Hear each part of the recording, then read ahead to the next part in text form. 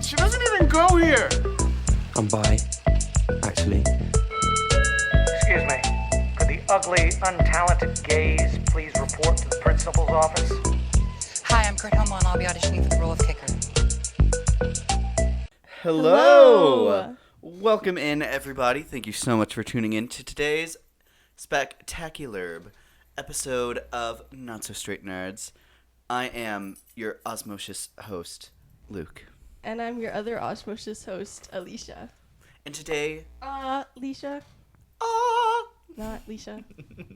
Alicia. And today we are talking about Wicked for Good. Ooh. Very exciting to talk about. I have some thoughts. This is a big ticket. This is, for some people, this is the movie of the year. Mm-hmm. So, I mean, I guess until Avatar, but... I think this is definitely more, like, this is, in, I would say, pop culture, a bigger deal than Avatar. Okay. Interesting. That may be a little, I can understand some people not agreeing, but I think this movie and this franchise in our year of 2025 has more impact on pop culture. Yeah, I can see what you mean, because also, like, you know, Avatar may be a bigger event. I guess we'll have to see. Probably will be a bigger event. But, you know, I feel like not as many people are going to go dressed up as any of the characters. I can't see there being any, like, margaritas at Chili's. Like, the marketing was pretty big for this movie, and I do feel like it's different enough and has a different enough impact. I feel like they both have impact. For sure. But I think Avatar has ways. a bit of even though it's such a big thing, I think it's surprisingly quiet in its impact. I agree. Like, I remember the last movie for Avatar, Way of Water, when that came out, and being surprised that people were still watching it, because no one was talking about it, even though it was playing in theaters for over 2 months. Mm-hmm. Whereas, I think if Wicked were to be playing in 2 months, I would not stop hearing about Wicked for 2 months straight. It's true. Mm-hmm. So, I think this is a very loud and enjoyable movie. I think there are just movies that are like that. Mm-hmm. And I think that's very fun. I think that helps bring a really great energy to going to the movies. Yeah, and, you know, I'm thinking about, it's not just Wicked, it's The Wizard of Oz, which is much older than Avatar. So it's the idea of The Wizard of Oz or Wicked or whatever you want to call it has been around a lot longer, has had a lot more impact. So I think when you have that perspective, it makes a lot more sense to say like this has more impact for sure. Yeah, for sure. So, yeah. Anyways. So, we have seen it. It is still in its opening weekend. Yes. We will talk about how it's doing, all the thoughts, the gazillion thoughts we have on it, the past, the future of everyone involved. But before we get into any of these great conversations, vibe check. So, I'm excited. My smoke alarm kept going off, so we just took the battery out because... He was like, oh my god, I love Wicked! It's the battle cry. Wow. So, don't you worry. There are more smoke alarms if something else happens. But it's because of the candle that's in this room. Even though I've lit candles in this room before, I don't know why it decided. I mean, I've never lit a 3-wick candle in here before, so I guess that was just too much power. You said no. Too many wicks. So, you know, instead of having... Wicked. Yeah, instead of having a pleasant smell in the room, now we have smoke in the room, which is really fun just in general and for my asthma. So it's really, yeah. But as far as the movie, I am excited to talk about it, even though I may have some opinions. I'm still excited to talk about it. I think it's going to be a good discussion. So, yeah. I am chilling. I was kind of dying last night, actually. Really? So, and specifically, I woke up with my throat killing me. Oh, no. So, that's why it took me a hot second to get over here, because I ended up taking, like, a NyQuil dose at, like, 3 in the morning. That'll knock you out. So. I'm honestly impressed you're here. Good yes. job. Congratulations. So I have shown up for Wicked for Good. Despite probably being so tired. But I'm chilling. I'm vibing, and I'm ready to talk for good. No, I also forgot. I don't know how I did because every time I move my tongue, it is a reminder. But we had Friendsgiving last night, so we made some food for that, it was really good. Everything was really good. The only thing that remotely went wrong is that the bottom of the rolls burned, but it is what it is. The tops were still really good, and we had enough. So let me set the scene for that, because that was really funny. We're like, guys, this turned out really good. Although the bottom of the rolls might be burned. And then we lift one, no, and it is might be pitch black. No, they were like burnt. But the top looked really amazing. Good. Yeah. It's just I didn't have any parchment paper to put them on, and it is what it is. And we suffered for that. It's okay. Everything else went well, except I did burn my tongue very bad. So I woke up this morning, I checked my tongue because it hurt still, and it has like red spots. So I burned it pretty bad. But I didn't lose my taste buds until after the dinner, so that's, I think, what matters. Leftovers today, if we have them today, we'll see if I taste them. But it's okay. Anyways, that's the end of my vibe check. I just forgot about that. Good vibe check. So, at this point, we are going to put a spoiler warning up. We are going to be talking spoilers on Wicked for Good, on Wicked, and heaven forbid you haven't seen the original Wizard of Oz. Or the musical. We're also going to talk about the musical Sure. a little bit. Of course. But all spoiler talk. So, Yes, I think go see these for yourselves. I think you definitely should see these and decide how you feel about it before we start getting to the spoilers of it all. Yeah. And I think the surprise is a big aspect of these movies. Even if you've seen The Wizard of Oz, I would say for Wicked there definitely is still many spoilers. So if you're going into this, I've seen The Wizard of Oz, I'm not worried about spoilers. I think you should be. I think there's still some spoilers to come. So just a warning, just don't want to ruin it for anybody until you get to see it. So you have been warned. Yeah. Okay, before we get into this, hold space. Hold space. I thought it was, I don't even remember what finger it was. It's fine. That's great. So, first of all, can we talk about the press tour and how much Go of for a wreck it was? Because the first press tour for the first movie was great. I know people were complaining about the amount of tears. I think it's understandable. And I think once you see their bond, like, it makes sense. It's like they're best friends and more. So I didn't really mind that. But it was such a great first press tour. And then this press tour, I feel like not only did it not make a ton of noise, I didn't see a lot of interviews, but like Ariana Grande got attacked on one of the red carpets. Then she got COVID after Jimmy Fallon or Jimmy Kimmel, or I forgot which show it was. One of the Jimmys. One of the Jimmys. It was kind of a wreck. Oh, and then she missed her flight at some point for another premiere, and it was just a hot mess. So not much to say on that, but like, poor guys, because. Although you know what you can say about the Wicked for Good press tour is that it made Cynthia Erivo a gift machine. Oh, well, I mean, she already was, but it added a few to her collection, for sure. Some iconic ones. The hat thing was so funny. Whoa. Her freaking out that she lost the hat and then finding out what the hat looked like. First of all, how does it fit on her head? Because it's, like, where... Does it suction? It has to suction. Like, because she has no hair to, like, pin it in. So, like, I just have questions. I think it's a cool hat. I think it's fun. I think it's unique enough to, like, yeah, you would be I'm surprised sad it didn't about come that. from the movie, frankly. Yeah. But anyways, crazy. I will say one of the highlights was Wicked One Wonderful Night. Yes. That was really fun. I don't know if that's not like the press tour, but it is like marketing for the film, of course. So I thought that was awesome. And they could win some Emmys for that. So. And they might. We'll see. We'll see. That'd be very exciting. Yeah. Okay. So, the first thing on our docket is to rank the John M. Chu movies that we have seen. Yeah. He has been the director for this film and for the original Wicked film. Yep. And we will just go through, I think we've seen the same 5 films. So we are just going to rank the 5 that we have seen. I'm interested to see how similar or different they are. Okay, off the bat, I'm going to say I'm assuming our lists are probably the same. There's maybe 2 that are switched. Yeah. But let's see. So, do you want to take away?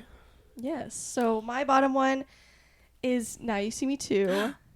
So is that Mine is also. yeah, That is also I mine. figured, I was like I'm pretty sure that's gonna be the Sorry, I same. just wanted to gaslight a little bit. It's okay.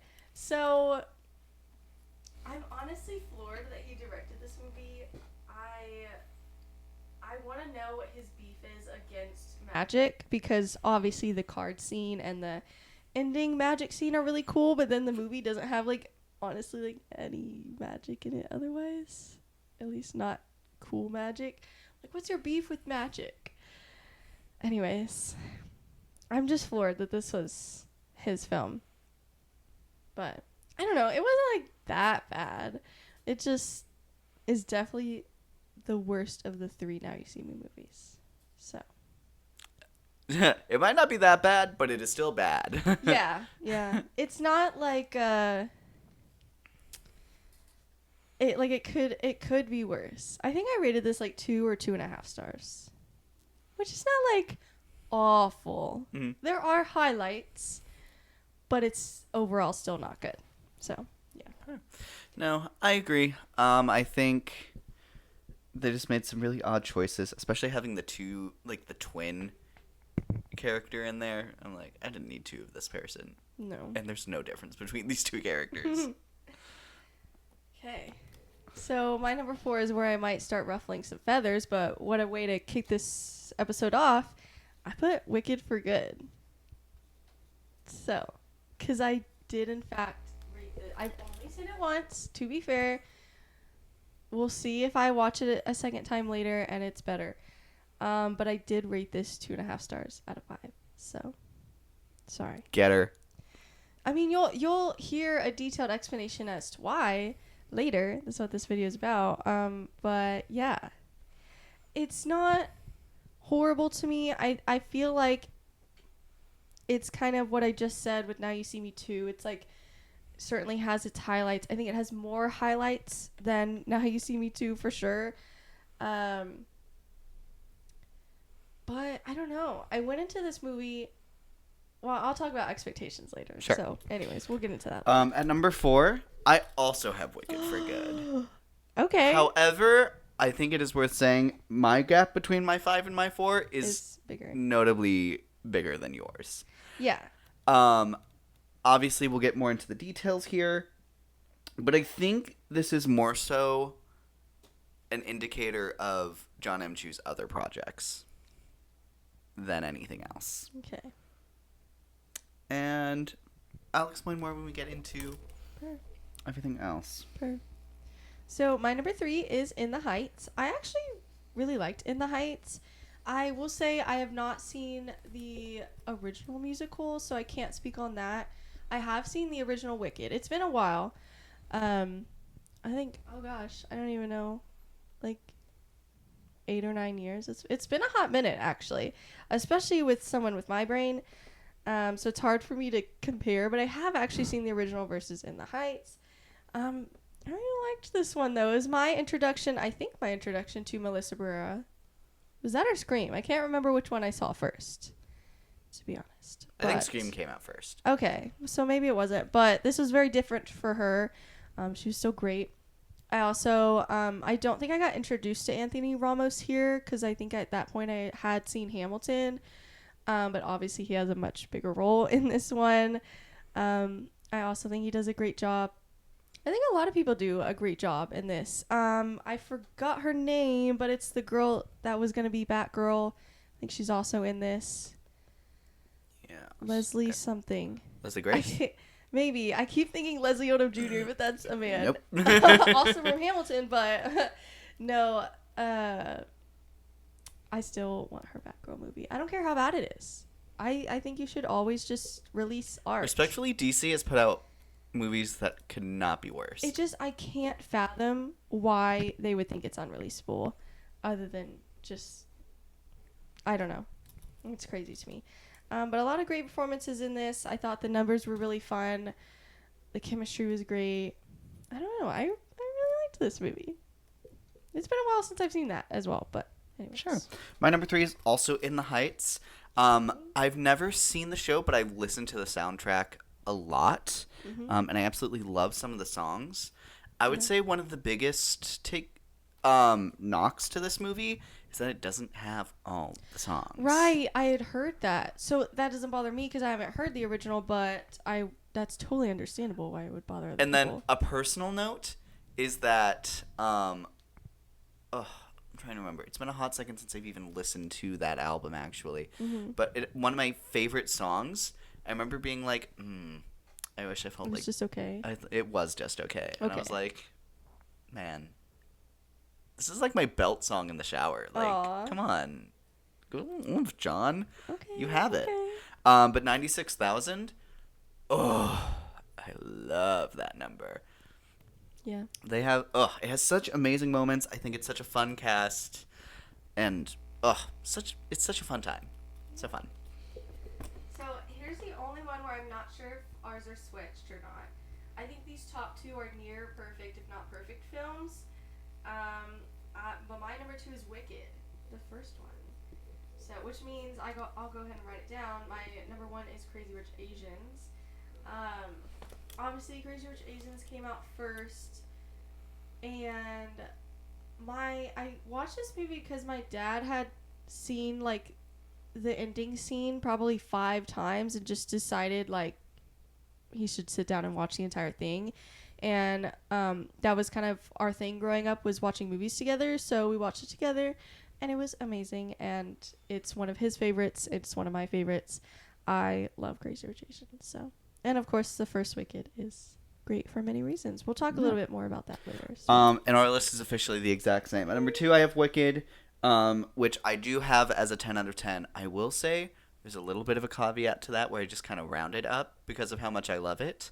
But I think there are a couple issues with it I think so too. that I think expand on themselves a lot in the second one. And then Yeah. Crazy Rich Asians, I do think is like a perfect film. Yeah. I think it is so fun. I think you are absolutely right that it is like the best like 2010s romantic comedy. Mm-hmm. It is just it's so fun. Yeah. Ugh. I agree. And it still has a uniqueness, even though the idea of like modern day Cinderella like has been done before, but I think it spins that on its head in a very fun and unique way, especially with like the cross culture of it all. Mm-hmm. I think it is just a very fun and a pretty unique film. And Michelle Yeoh, despite obviously her character in that movie being very mean, I think she Very does wicked. yeah, I think she does a great job in that movie, and it made me excited to watch Everything Everywhere All at Once, which is also a great movie. So,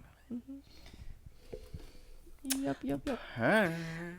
The only drama that I know came from that movie, and I don't know a lot about it, so I can't speak a lot about it. Which one?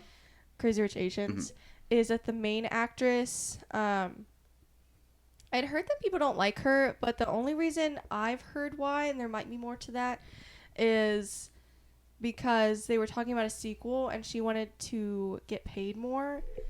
I don't know how much. Maybe it was a ridiculous ask, maybe it wasn't. I have no idea. But to my knowledge, didn't want to, so then she didn't want to do a sequel. So there's not a sequel. So that's all I know about that. I know very little. I just know there was some problem with money. So, anyways.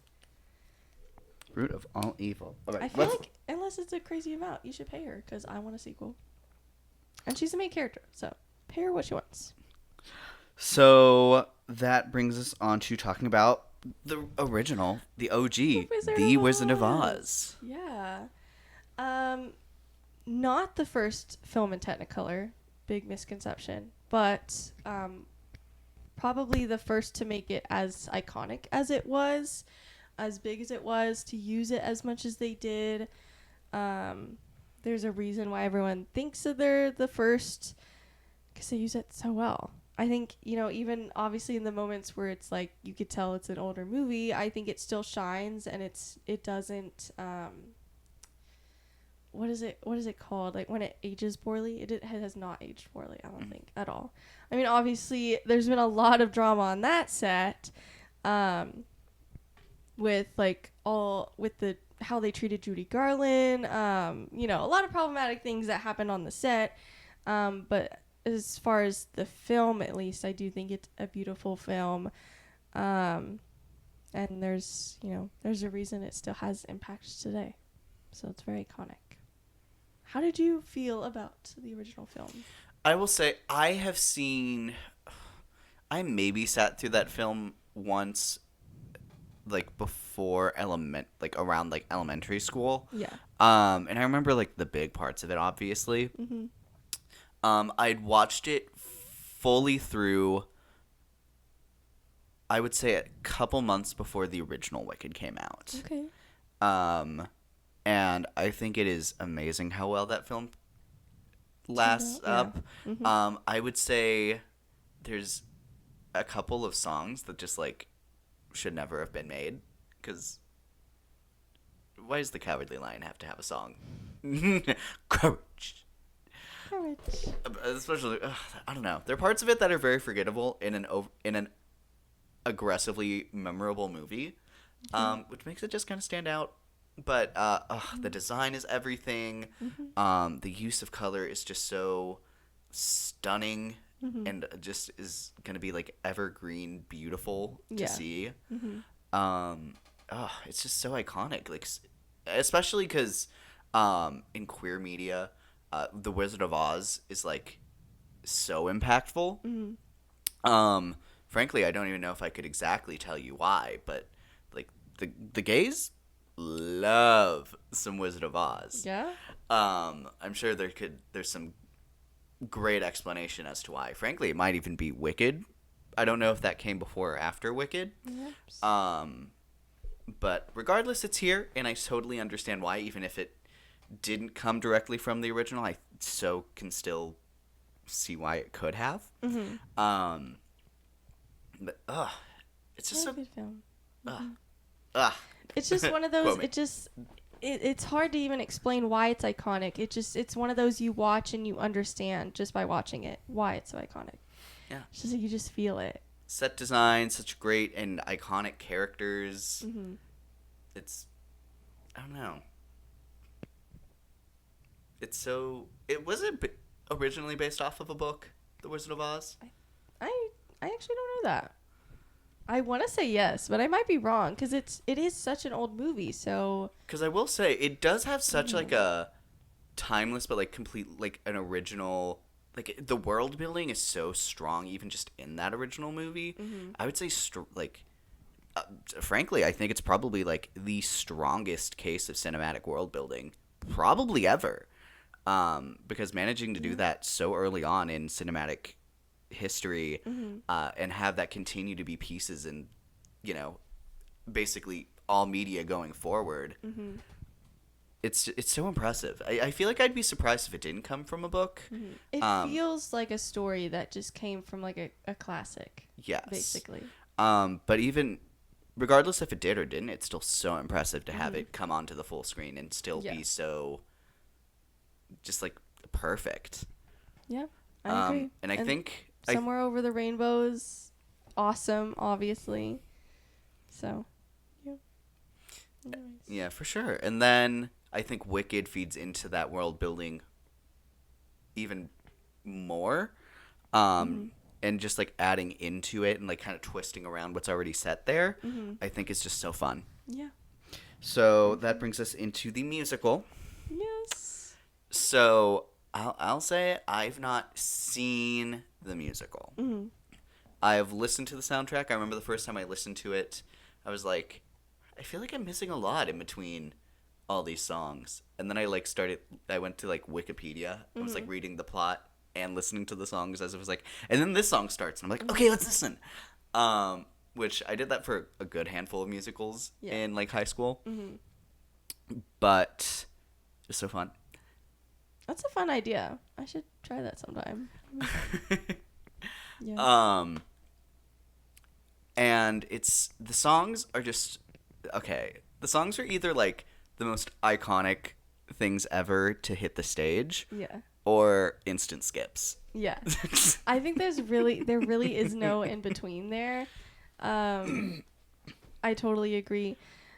I watched this when I was in my freshman year of high school because I was in band and we took a band trip to New York because we were playing in Carnegie Hall of all places, which is crazy. My younger self did not appreciate how awesome that is. I have a t-shirt from, I don't know where it is, but I have a t-shirt somewhere that says Carnegie Hall. And we watched that and we watched Lion King. Ooh. And I will say it's hard for me to speak on The Lion King, even though I think it's such a beautiful musical, like live musical, because of all the costumes and hair and makeup, obviously. But unfortunately, I was young and didn't appreciate those things yet. And we got snowed in, and I pulled my first all-nighter ever. So then I fell asleep halfway through in the theater. That's brutal. Yeah, I do regret that now. But, you know, I didn't know any better. But luckily I did not do that to Wicked. I watched the entire Wicked thing. I honestly don't remember much from my experience of it. I feel like I maybe remember it when I see clips of people filming from it. Obviously I remember Defying Gravity. That would be a hard moment to forget. And then I remember a lot of Galinda's parts, like Popular, and their fight scene in Act 2. I feel like those are the standouts for me. I don't remember much else from my experience of it. So, anyways, but I remember it was really good. So I had also tried watching one of like the YouTube bootlegs of it. I think after the original came out. Yeah. And I will say, I stopped after like 20 minutes. Oh dang! All right then. I don't know. It was very fast paced, and specifically, I think Elphaba's voice was very like. You didn't like who was singing, who was doing her. It was like the her talking voice was very like. Oh. It's very high. It's like. Okay. Yes, I'm green. And I'm like. Oh God. You need to find a different version. No, I really do. I wish that Broadway would come out with more professional recordings of their plays and musicals. I think it would get more people into theater. I can understand, you know, them being afraid of, you know, if people had access to this, would they still go to theater? I think they would. I think the whole point of why so many people appreciate live theater is because it's live, because so many things could go wrong and you have to fix it in like 0.2 seconds. And just the amount of effort that's put into that, I think they would totally still see that live. But some people can't because unless it travels around and you're able to go see it somewhere close to you, then you're probably never going to see those things. So you're never going to be able to fully appreciate theater. So I don't know. I feel like they could at least try it, especially with some of their bigger musicals, you know, start to gain interest there and maybe then release some smaller ones or newer ones. I don't know. It would be nice. Like, I can't see myself ever watching the Tony Awards just because I will never know enough about what's nominated to really care who wins, I guess. It's like watching the Oscars when you've seen like 5 movies that are nominated. It's like, what's the point? Yeah. Just food for thought. No, for sure. So then going into the original Wicked. How did you feel? Because I was excited for Ariana Grande's casting, but I also love Ariana Grande. And I know how much, not only how talented she is, but also how much Wicked meant to her. So I had faith that she was not going to mess it up. But I know her casting at first was very, very controversial. So how did you feel about it? I remember... And you can be honest. It's okay. I didn't know you hate like it. her now. I never hated it. Okay. I remember having the thought of, I think this movie's going to be a big deal. Mm-hmm. And I think it's surprising that they didn't get someone who's a little more established as an actress to play the role. I understand where the choice came musically. But also to that point, I hadn't gotten through exactly how, like, I want to say, like, special and unique her voice is, like, musically. Yeah. So I remember being curious how her music, like, how Grande-ish is Glinda's part's gonna be now. Because, like, she's super poppy. And I was like, can that fit into Glinda, which is very, like, operatic and very, very grand. Like, that's not something I affiliated with her at the time. Yeah. But then I remember hearing, like, the first vocals kind of get leaked, which there's no way that was not a decision from the studio. Yeah. And I was like, oh, like, yeah. are you talking about, like, the live vocals when that got leaked from the drone recording? Maybe that was it. But I remember, like, vocals of, like, the opening number, and being like, oh, we're good. Wait. Yeah, we're good. We're set. And then definitely by the time the press tour started, I was like, oh, I'm in this. Yeah. I think for most people, once they realized how much she did care and how much she wasn't going to make it pop sounding, I think they're like, oh, okay, then we're in good hands. Because, I mean, otherwise, like, if Wicked wasn't a musical, and like, she has an acting background. Like, she came from acting before she did music. So, like, in that case, I think it's perfect casting. Like, just to, like, portray this. But then she just ended up matching the music requirement, like, perfectly as well. Yeah. She went from a lot of people being skeptical about her to now people say she's a standout in both movies. Even more so than the iconic Cynthia Erivo, which is hard to do because she is awesome. But I can understand why people are saying that. I mean, it's tough competition there, but I can understand it. So, yeah, very happy for her. I think the more and more we saw, like, her audition tapes and her talking about the amount of work they made her do to get this role, I think that just fed. I mean, like I said, I already was not too worried about it. Because also I had seen they had done some, like, I don't even know what it was for. I don't even know if it was for Wicked or if it was just musicals in general. But she had a performance several years ago where she sang The Wizard and I. And she had, like, green lipstick and the high ponytail and the green dress. She was, like, all alphabified. And I loved that performance. Even though it was still very, like, if she had gotten cast as Elphaba, she would not have done it that way. I was very, like, her pop sounding. Yeah. But she's still so talented. I was so excited to see what she would do. And I was even more blown away. So, yeah, shout out to her. And shout out to Cynthia Erivo. I didn't know near as much about her, obviously.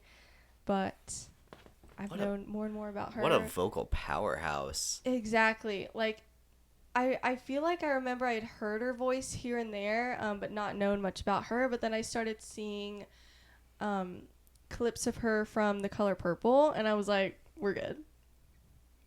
We're good. We're set.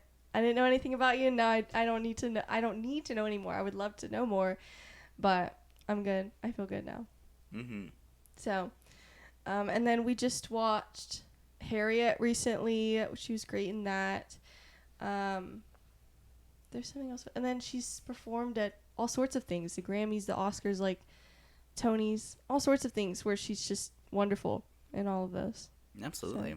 So, yeah. I do remember being a little on my guard going into it because I was like, I need to be a little reserved in case this isn't as great as I want it to be. In case it's another In the Heights for you. A little bit. Yeah. I mean, but obviously this is, like, on a much bigger scale. Because I think there is a certain iconicness that comes, I would say, directly from the original Wizard of Oz. That, like, because I think of Oz the Great and Powerful, which I don't know if you've seen. Yes, I have. Yes. With Mila Kunis and James Franco. Yeah, directed by Sam Raimi. Anyways. And I think that that's a movie that kind of fails to connect on a really deep level to The Wizard of Oz for some reason. I'd actually kind of want to rewatch that to kind of break that down a little. But I was kind of worried it would kind of fall into that camp. I was very nervous.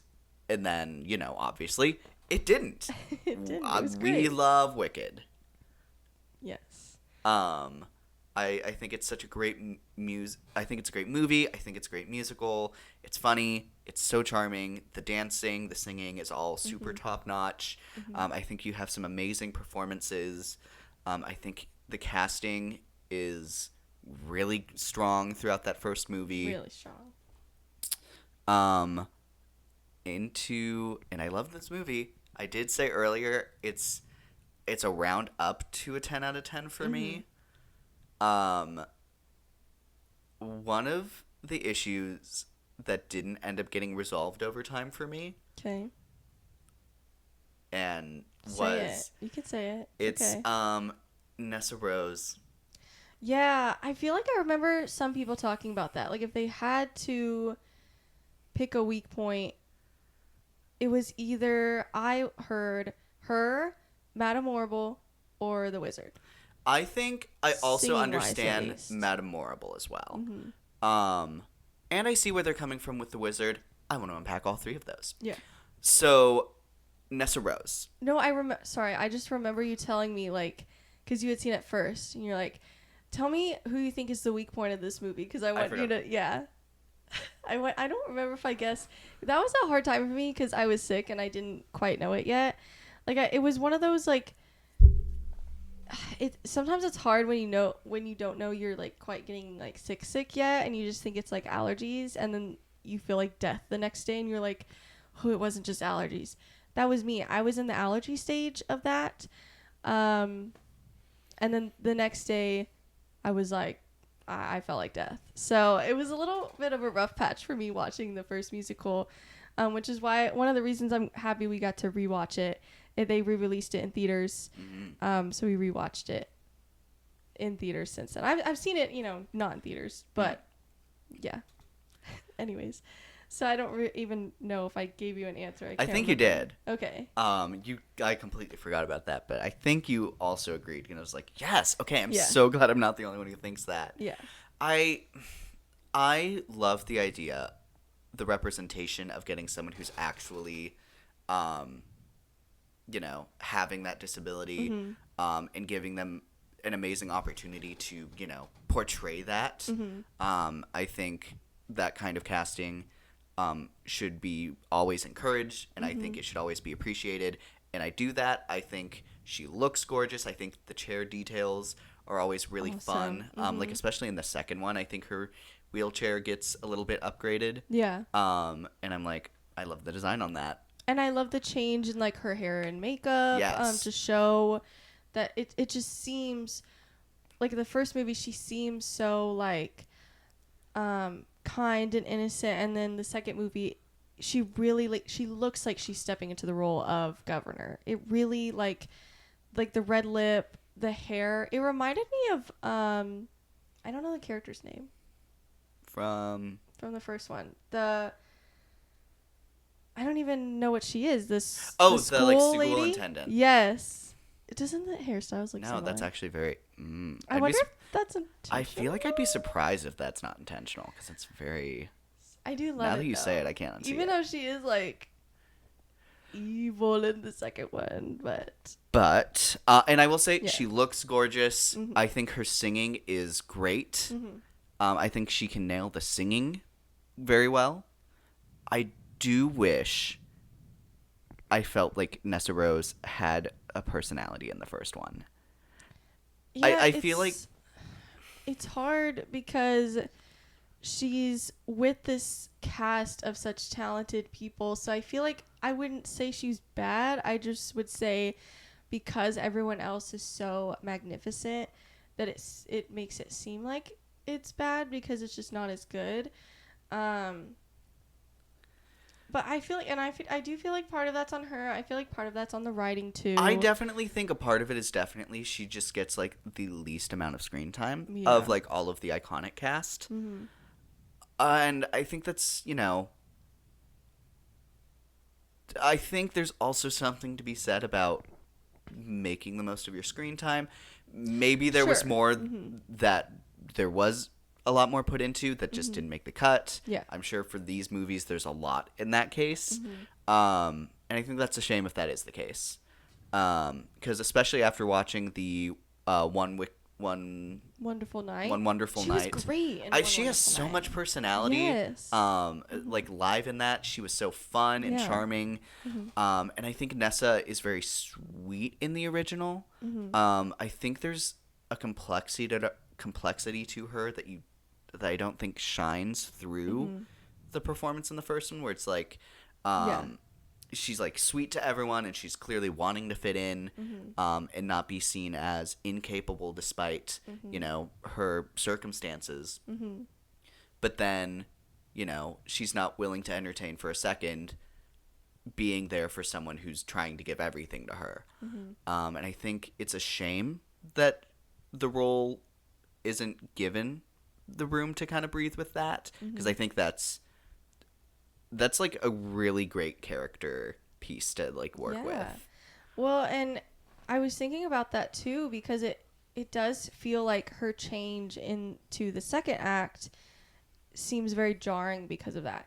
It's like I didn't quite see the seeds that have clearly now grown and sprouted. So it almost seems like it almost comes out of nowhere. I don't think I would say it comes out of nowhere. But I wish we would have seen those beginning seeds better in the first one. I agree, especially considering the first one, I think lays seeds like beautifully. A lot of places. Whether they all go to the right place after they're planted, I think is a great conversation we'll have in a second. But I think it's weird that that's just like the only seed that I don't think was planted really well. I think so too. Which I think is a shame. Yeah. Next up, Madame Horrible. I love Michelle Yeoh. I love her so much. For sure. And, you know, I wouldn't even say she's necessarily bad in the role. I just think, because I think she's fine in the first act. I don't think she has a huge role where I think needs she's to do a whole lot. she's very iconic. Like, whenever she's showmanship, I like, and then I like the switch over to whenever she's around Glinda, and she's just like, no. She's like, I'm over like you. I think I'm over she you already. does that switch really well. The thing is, I mean, the singing voice. The singing. Yeah. It's unfortunate. I wish they'd almost maybe just decided to have her talk instead of doing like the in between sing talk. Well, it's hard because it's not even her fault. Like, she told John M. Chu, like, you know I can't sing right. He's like, don't worry about that. I'm like, then that's you on a director. Yes. I don't even want to blame Michelle Yeoh, because at that point, that's not her fault. Like you shouldn't have casted her. I almost wish it was more talking than singing. Yeah. Because it's definitely somewhere in between. Or find somebody whose singing voice matches her face and just like dub it over, whatever you call it. That's been done before. Maybe use auto-tune a little better. I don't know. That's your job as a director to figure out, especially because you told her not to worry about it and now she's getting hate for it. I think that's a shame. So. No, I agree. And they definitely like kind of decrease the amount that the character sings, which I think ultimately, if you are going to keep her in this role, which honestly I love that she's in this role, so I love veering away from the part that she's not strongest on. Yeah. Maybe do that a little better, or do those amazing options you mentioned. Yeah. And that's also hard because it's like the Nessa Rose thing. When you're surrounded by such talented vocalists, your, singing voice sticks out like a sore thumb. So, again, not your fault. You were, like, clear from that from the beginning. But unfortunately, that's what happens. Especially in the second act, I think it was pointed out a little bit more to me. I feel like she sung a little more in the second act, or maybe I just noticed it more. Well, because she does the second one. I think she does she actually just talks a lot more over the part, especially like before Thank Goodness.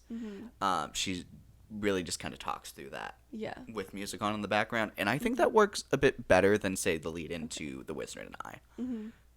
Yeah. And then The Wizard. I think the casting is great. And I don't think he's necessarily a bad singer, but I think his songs are like and I didn't notice this until the re-release of Wicked into Wicked for Good, Yeah. that a lot of the songs in both movies, I would say there's like half of them that like get heavily interrupted from stuff just like happening in the scene. The amount of times they stopped defying gravity, the first time I watched it actually irked me. I was like, can you let her finish the damn song? Like, I was frustrated. I was like, she's doing so good, but you're interrupting her so much. Where I'm over it. I'm kind of over it. Which again is your job as a director to fix. So I will say I agree to that sentiment, but like on the second rewatch, I didn't mind as much on the second. Maybe because I was prepared. I think there's something to be said about it's the first time listening to this song. It almost gives like listen to the album beforehand so you can hear the full song, so you can more appreciate the scene of what's happening. Yeah. Which I think is a very maybe a unique issue. Like if it's not going to be like the perfect bam through the entire song. Yeah. I don't know. I think that's an interesting dilemma as a director. Yeah. And I'm not saying you can't interrupt a song. I think you certainly can. It was just a lot of times. I will say something to that. I don't want to get too much into For Good, but when we listened to Wicked One Wonderful Night and we listened to Thank Goodness, I do fear that was like so much better than all the interruptions that happened in part 2. Sure. I was like, damn. So when she finally got to that big belt part, I was a little bit over it. I was like, plus she was the only one singing in Wonderful Night versus the other like Munchkins and everybody else is singing along too. So some differences. But the Wizard. We were on the Wizard. Yes. Sorry, Jeff Goldblum. No, he was fun. Yeah, I think his songs, especially in the first one, the Sentimental Man, like he's not really given the chance to just kind of sing it. Like he gets interrupted with this little like dance, and he's like, "Oh, I'm dancing with the moon now," which is fine. I think of the two, that's I think his most forgettable one. Going into the second one, I feel like when he's singing, I like it, but then it just keeps being interrupted by stuff. Yeah. I also don't mind that Glinda's singing it with him. I think that works a lot better, actually. I do too. I think that was a with nice the idea, change. because I remember thinking, so what on earth is going to convince Elphaba to just kind of forgive and forget that? I was like, I mean, I don't know if anyone, it would be Glinda. It would be Glinda. So I think that works a lot stronger here than it might in the musical, because I don't imagine she's in that scene. Yeah, she's not in that scene. Yeah. That was one of the big changes when people saw the trailer and they realized she was in Wonderful. They were like, "Oh, I love that change!" Like even without fully seeing it, because that was a big complaint. Is a lot of people did not think that she would just be convinced by the wizard, and I agree. I think that's kind of ridiculous when you think about it on paper. You're like, no way. Yeah. Anyways, one of the many writing problems from Act 2 that people talk about. Okay. So. But yeah, I think his casting is so strong. Otherwise, I think he just like portrays that role really well. And then I think the directing, I think, around his songs just isn't necessarily the strongest point. I agree.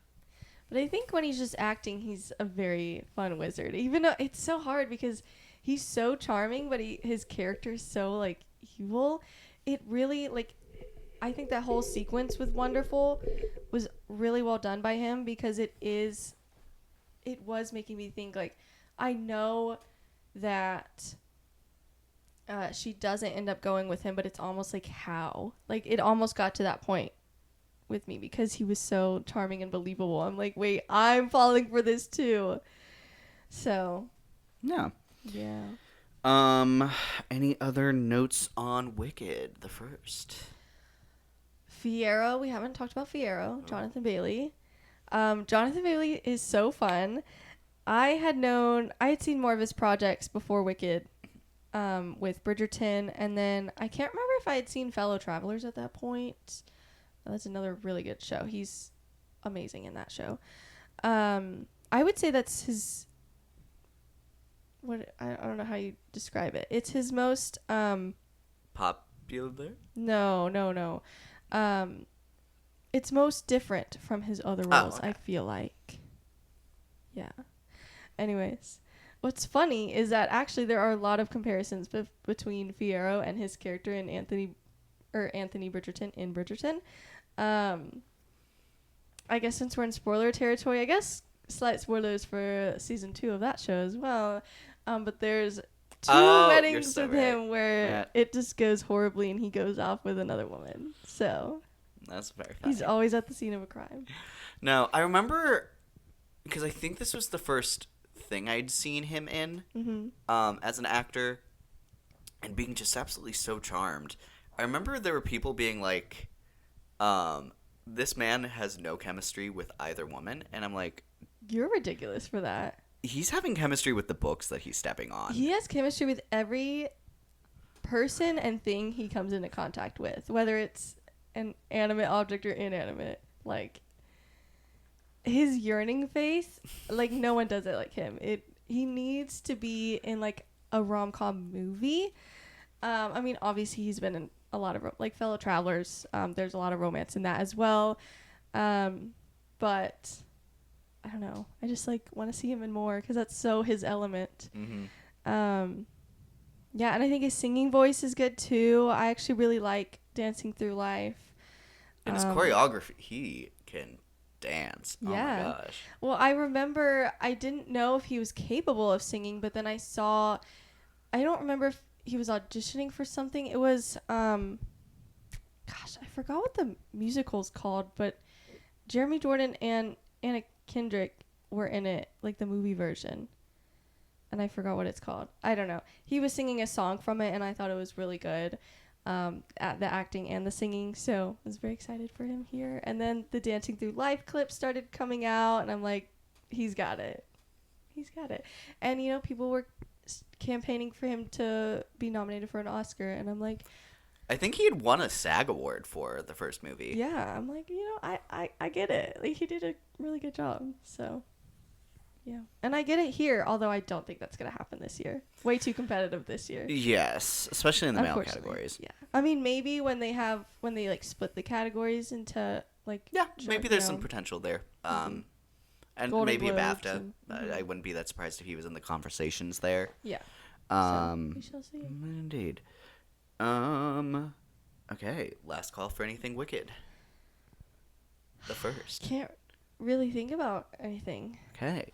Because we're going to talk about the songs in a second. Yes. Don't you worry. So, wicked for good. For good.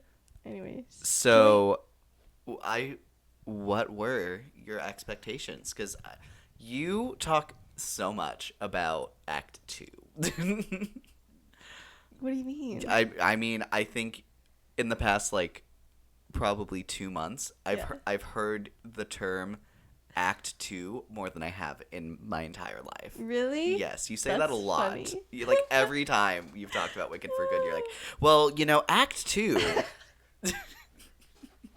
That's really funny. Well, I talked about my expectations with you, so I'll try to remember what I said. Basically, right before going into it, I said I'm expecting to like this movie, but not like it as much as the first part, because I'll say it again, Act 2 is widely known to not be near as good, and honestly, like, arguably, like, bad compared to Act 1. So, and I knew that they were fleshing out the story more.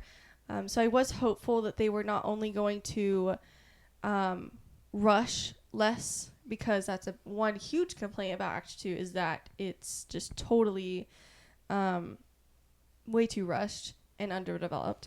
And then the choices that they do make are sometimes bizarre and jarring. Like the wonderful thing, like, why would she believe the wizard? And then I find out, you know, they are making changes. They're making a change to Wonderful. They're adding 2 new songs.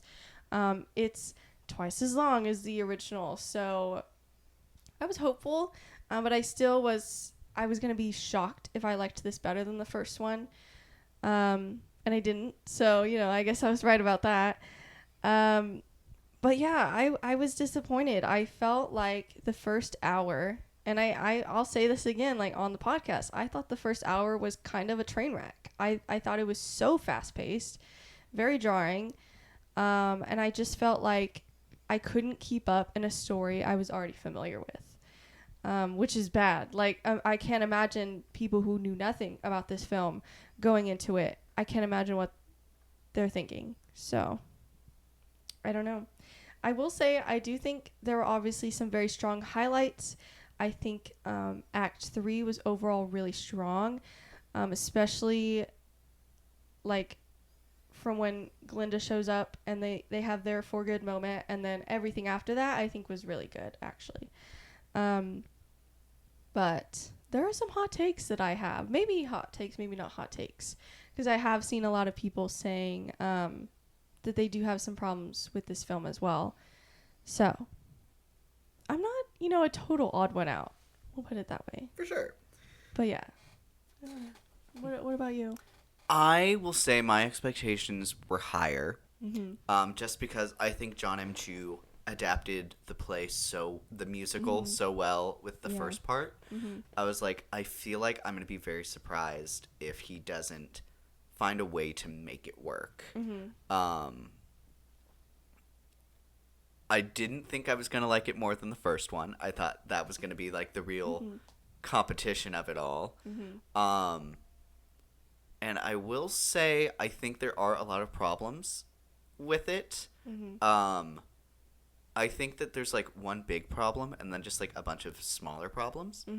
But I will say, I think it was going to be very hard for me to not enjoy this movie. With just everything that's inherently in it, with it coming straight out of the first one. Yeah. I had told you, but I think ultimately after sitting on this movie for a couple days, it's like I'm comparing it to Captain America: The Brave New World. Yeah. Where I think there's a great cast. I think I like everything that the movie is doing on paper. I agree. And there's some amazing scenes here. Like the action scenes that really work for for Captain America 4, and like the musical numbers that really work here. I think those are so comparable as that they're like standouts that try and somewhat help cover up some of the big issues that these movies have. Yeah. And I don't know. Interesting that they also, I feel like, had similar reception once like Brave New World came out. I feel like audiences did like it more than critics, but there was still definitely conversation about the problems in the movie, but also the really strong parts that I think they were saying the critics should have talked about more. So I feel like that is a really good comparison, because I do think the receptions were similar. And I will say, I think because of your opinions on it, your feed has drafted you more into that space. Yeah. Because I truly have seen nothing but love for this online. Yeah. That's fair. I think that happens with Twitter. It's like you see one tweet, you like it, and then suddenly that's your whole It feed. loves to put you into an echo chamber. Yes. Yeah. So that is a very good point. So like I said, overall, I think it is still very enjoyable. I think anyone should take a chance on it, especially if you love the first one. I think especially what I'm noticing is I think if you aren't that familiar with the play, I think the second movie works better for you. Interesting. Which I think is an interesting note. But also I feel like that's a pretty standard thing for like adaptations, and especially like franchises. Like sometimes if it's just like the big movie and like you haven't been watching up till then, like it works a lot more for you. I would say like Deadpool and Wolverine. Like people, I would say in that year really liked that movie, even if they hadn't been watching Loki and had no idea where we were for like 2/3 of that movie. Yeah. Yeah. But it still worked. Mm-hmm. I would say it's similar in that vein to the way that Yeah. general audiences are still liking it, Mm-hmm. even though some of the people who are more familiar with it had expectations from the previous adaptation of it. Yeah. And I do think it's very emotional, so that helps a lot with people. It's like, maybe it wasn't their favorite, but when people asked, how did you like it? They could just say, like, I cried so much. And, that can be their answer. But for spaces like this, I would be interested seeing how more lengthy conversations go. Yeah. Be interested in that. Obviously we're still in the opening weekend. I think it's like the honeymoon phase for this movie. Mm-hmm. I'm curious to see how long it's going to take for things to kind of the rose tinted glasses to come off. Yeah. And I'm interested how those like more franked and I think I'm going to say more nuanced conversations are going to go with it. I think especially around awards time is going to be when it starts getting. Say, I think by Oscars time, there's going to be people who have been waiting to speak their truth. Now, I would not say this movie's horrible. I do think there are going to be people out there that are going to be like, I always thought it was horrible. This is why I think it's horrible. And just use that opportunity when people start to have that more nuanced conversation to just totally trash it. Mm-hmm. Which I think is a shame because I don't think it deserves that. But I'm at least excited for the more nuanced conversation. Having to filter through nuanced versus hateful conversations is not going to be fun. But I am excited to hear more people's thoughts because I feel like this is one of those where I have thoughts, but I think it's going to be more clear to me what exactly irked me about parts of this film when more people talk about it. Mm-hmm. I don't know. Sometimes I have trouble finding like the specific things. I really want to see. I want to see people who have problems with it Yeah. delve into their problems, and I what the also want to see solutions could be. people who adore this movie.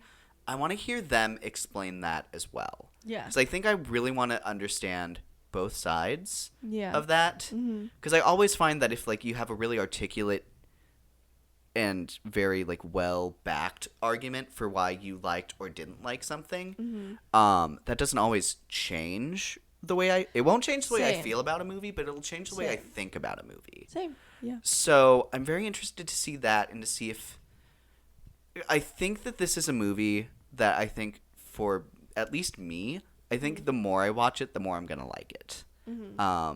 I'm hoping so too. I feel like I felt bad giving it 2.5 stars, but that's just where I was at the moment. But I would love to maybe bump it up to 3, maybe even 3.5 stars. We'll see. But I'm hoping at some point on a rewatch, I'll feel confident enough to do 3. Mm-hmm.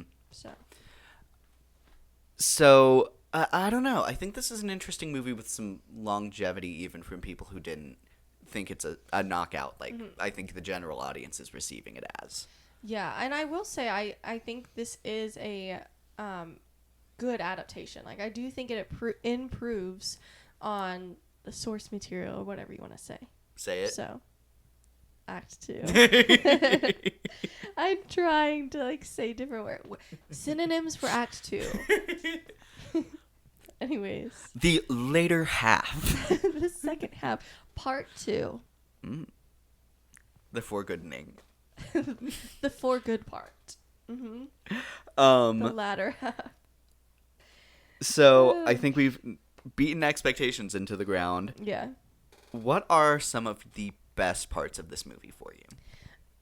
I'm excited to get into this because I do think there are some, I don't want people to think I'm just going to like trash on this film.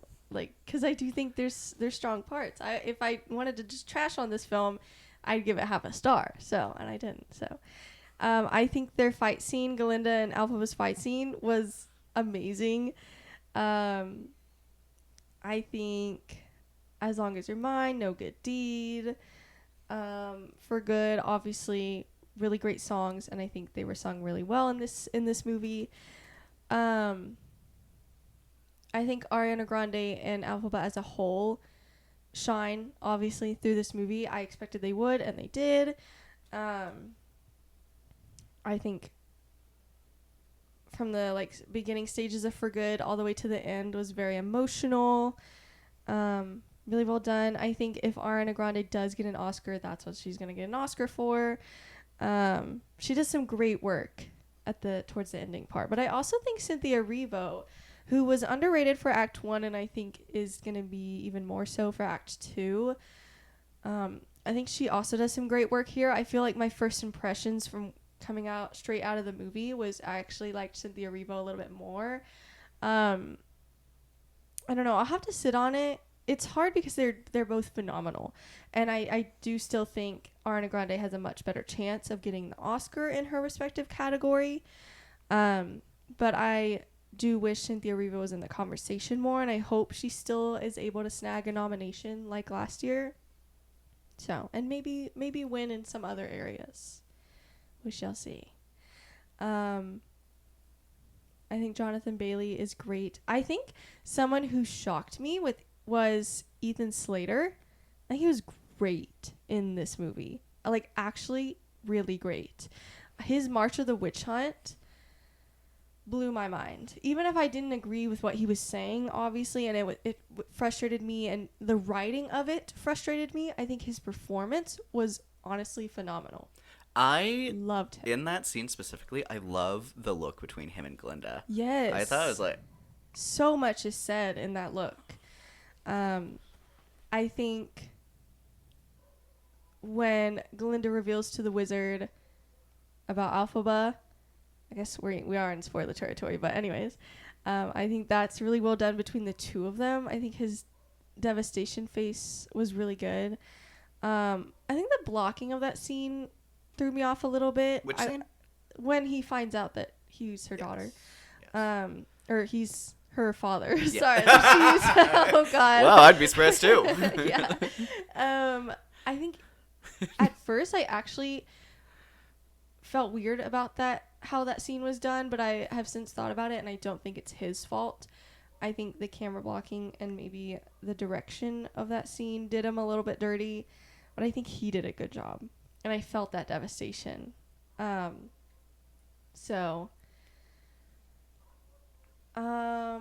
What's his name? Chistery, the monkey? Yes, Chester. Chistery? I think he was awesome. I love Chistery.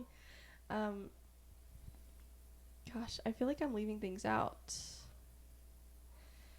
I might pop in as I do my list. I'm sure. Oh, I like the choice, and it was actually Ariana Grande's choice to do when she's like towards the beginning of the movie, when she comes out to greet the Ozians. She does like the la la la la, like from Popular. That was not supposed to happen. That was her idea. So love her, and I think that's further proof, if you needed any, that she's perfect for this role. So yeah, I'm sure I'm leaving things out. Oh, I like her reprise. I'm Not That Girl reprise. I thought she did a good job. Her delivery of her sister, use her sister. Chills. Of which role? When Glinda's talking about Nessa to get back at Elphaba, saying that's how you lure her out. Why? I think the Oscar was engraved there. Not even like we didn't even need to get to For Good. Like that line alone, I'm like, you killed that. You killed. Literally. That. Yeah. Yeah. I also think Michelle Yeoh did a better job here, although she had more to do. I mean, I loved that clip where they show this in One Wonderful Night when she scares Ariana Grande so bad that her contact falls out. Yes. It's so funny. I think the actress for Nessa, I would say, does a better job here, even if her writing is, again, not as strong. I do think she does a better job here. I was looking out for that because I thought about how I didn't think she was quite the best in the first movie. Yeah.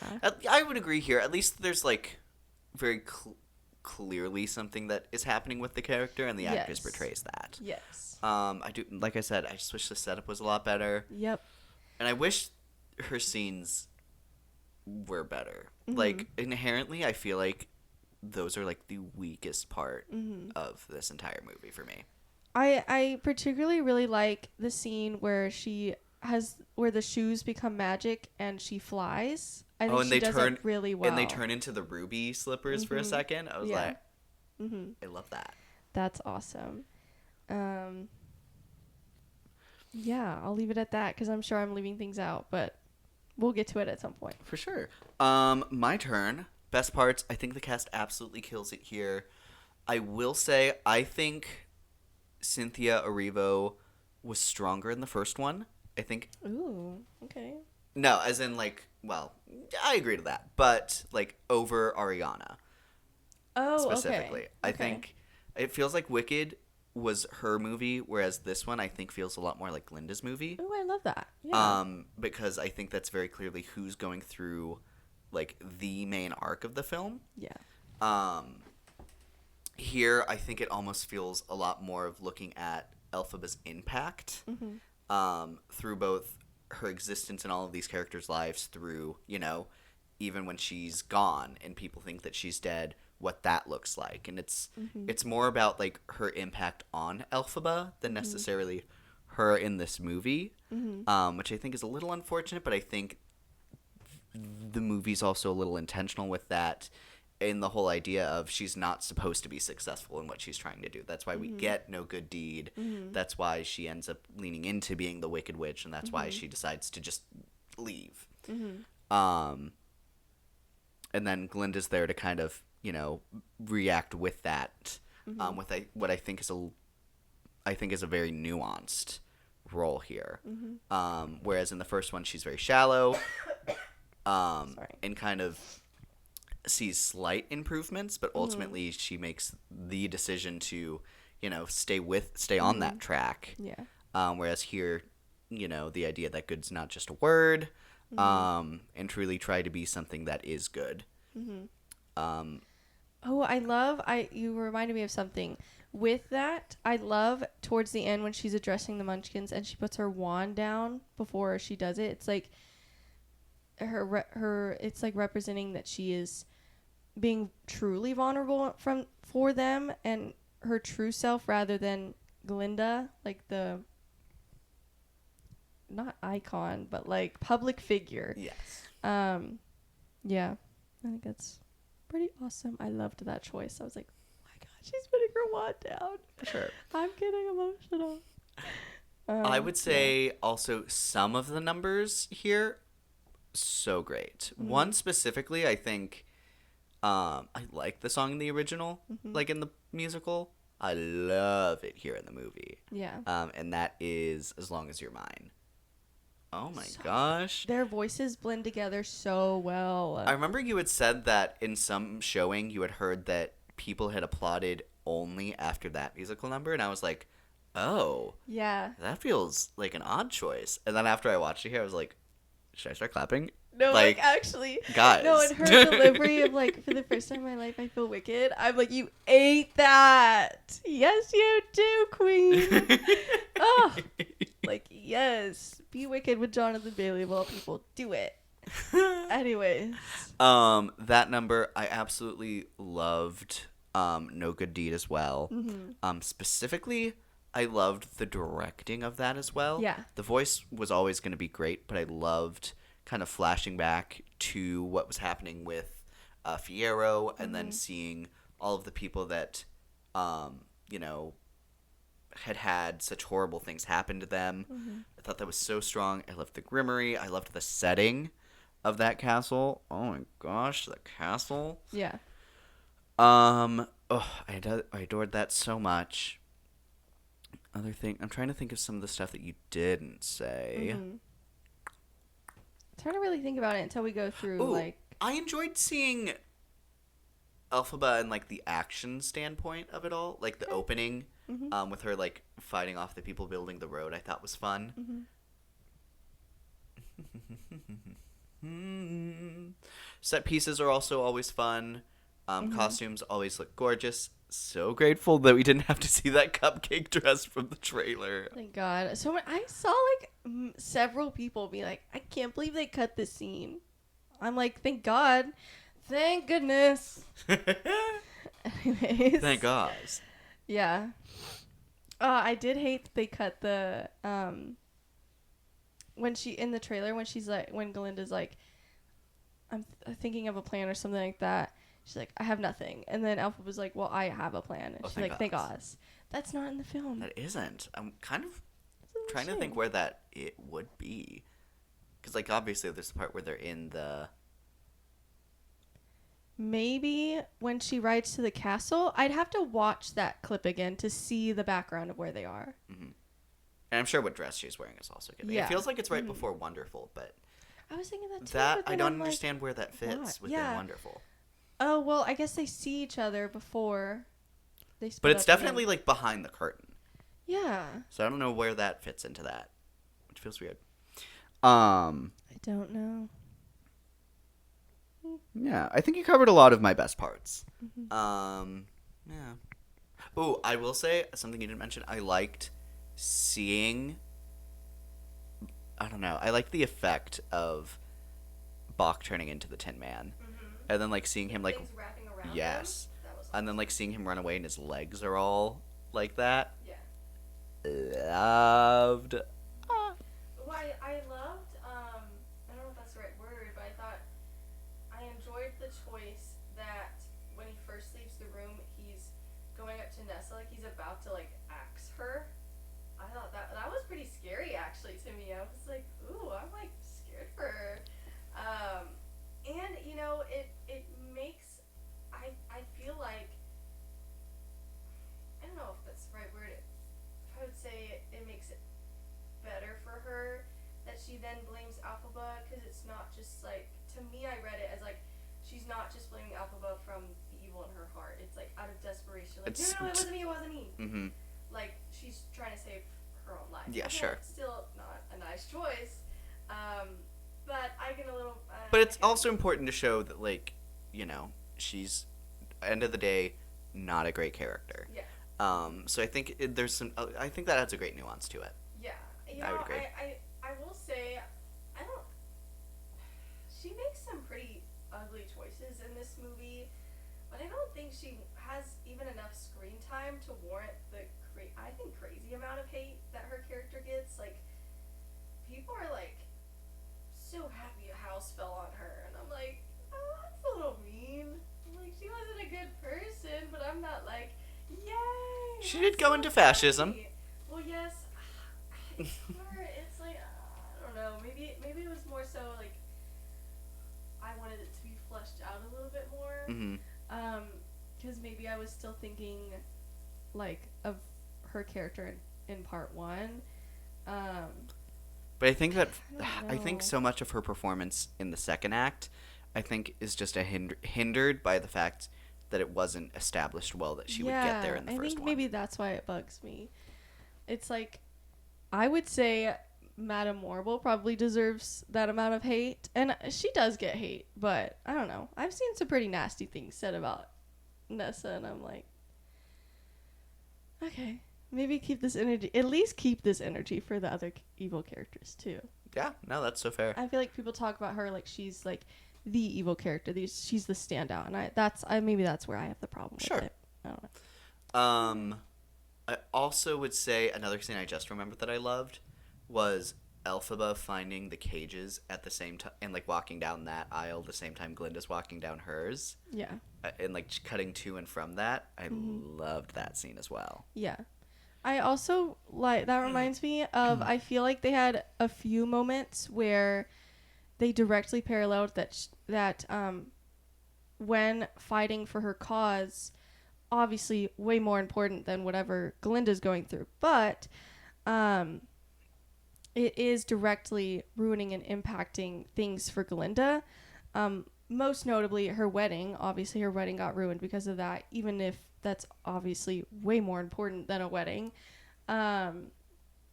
It just, I liked how it led up, I think, completely to that moment where she is facing that huge betrayal when her and Fiero run off together, and Galinda makes that choice to kind of betray her back and expose what makes her vulnerable.